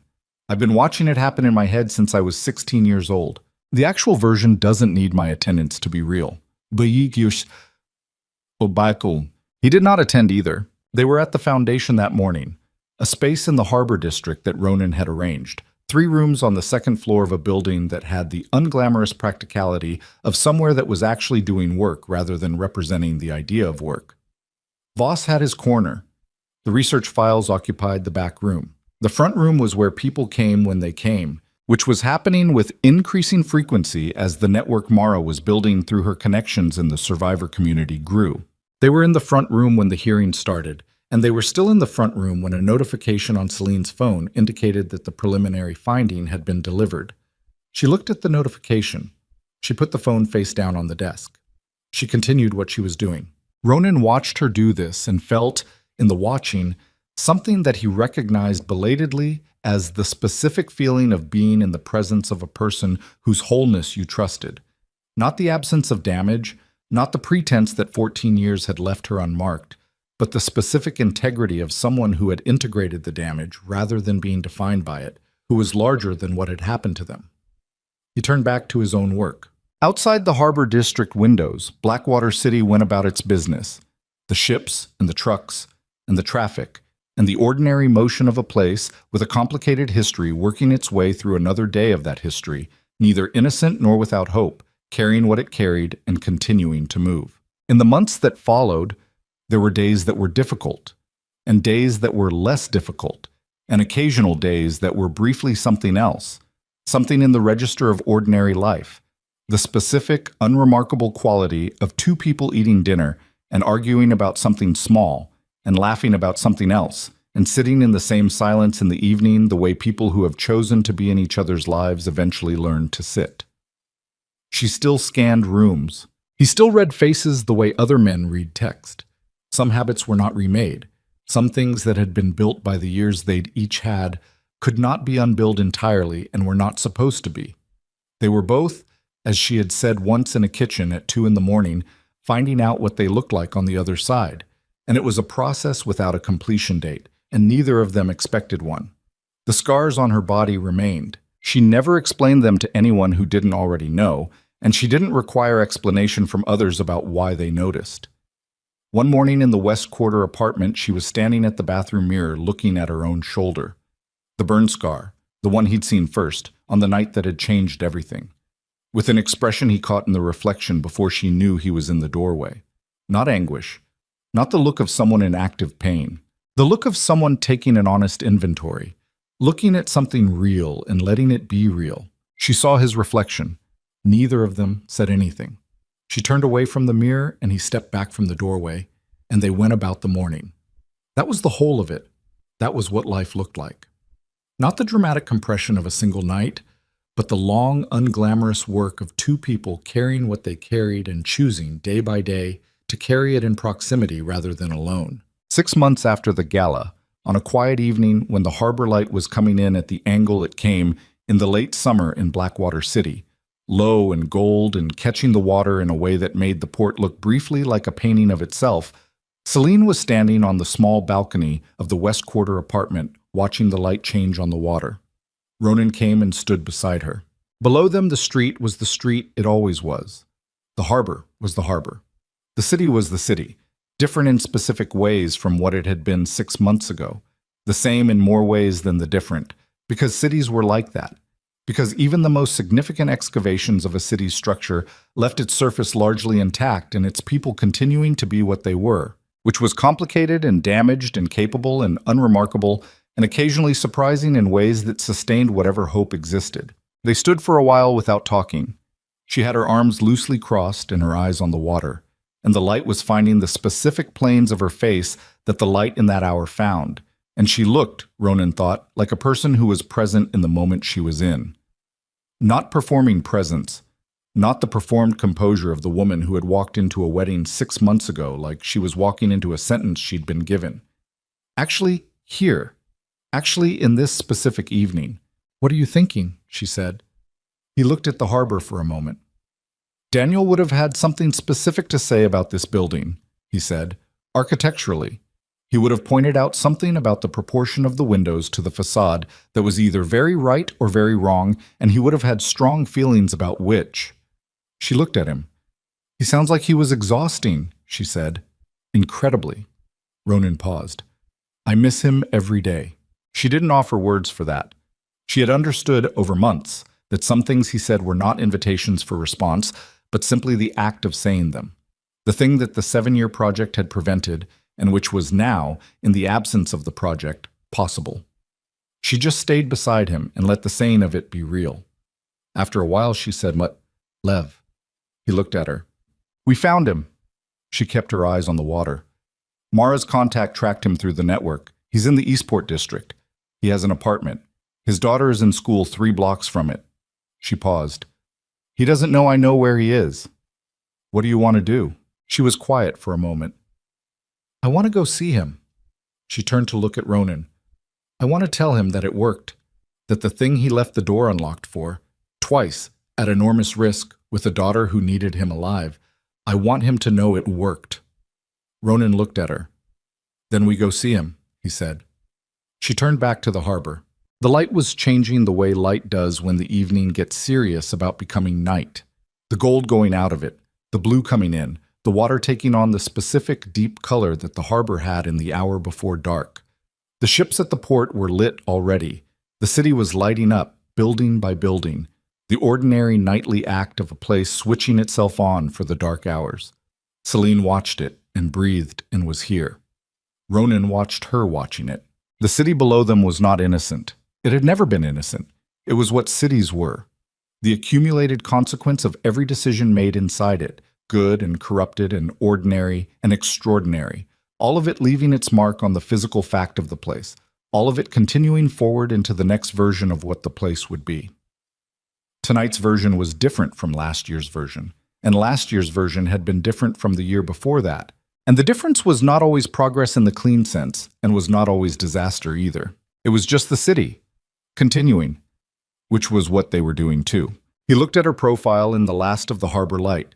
The woman who had walked into a room 6 months ago carrying 14 years of damage and 14 years of preparation and the specific unbreakable quality of someone who had decided, in the darkest part of the worst years, that she would survive long enough to do something with the surviving, and felt the weight of what was in his chest settle into something he could carry without converting it into something else, without making it useful, without turning it into a plan. He could just carry it.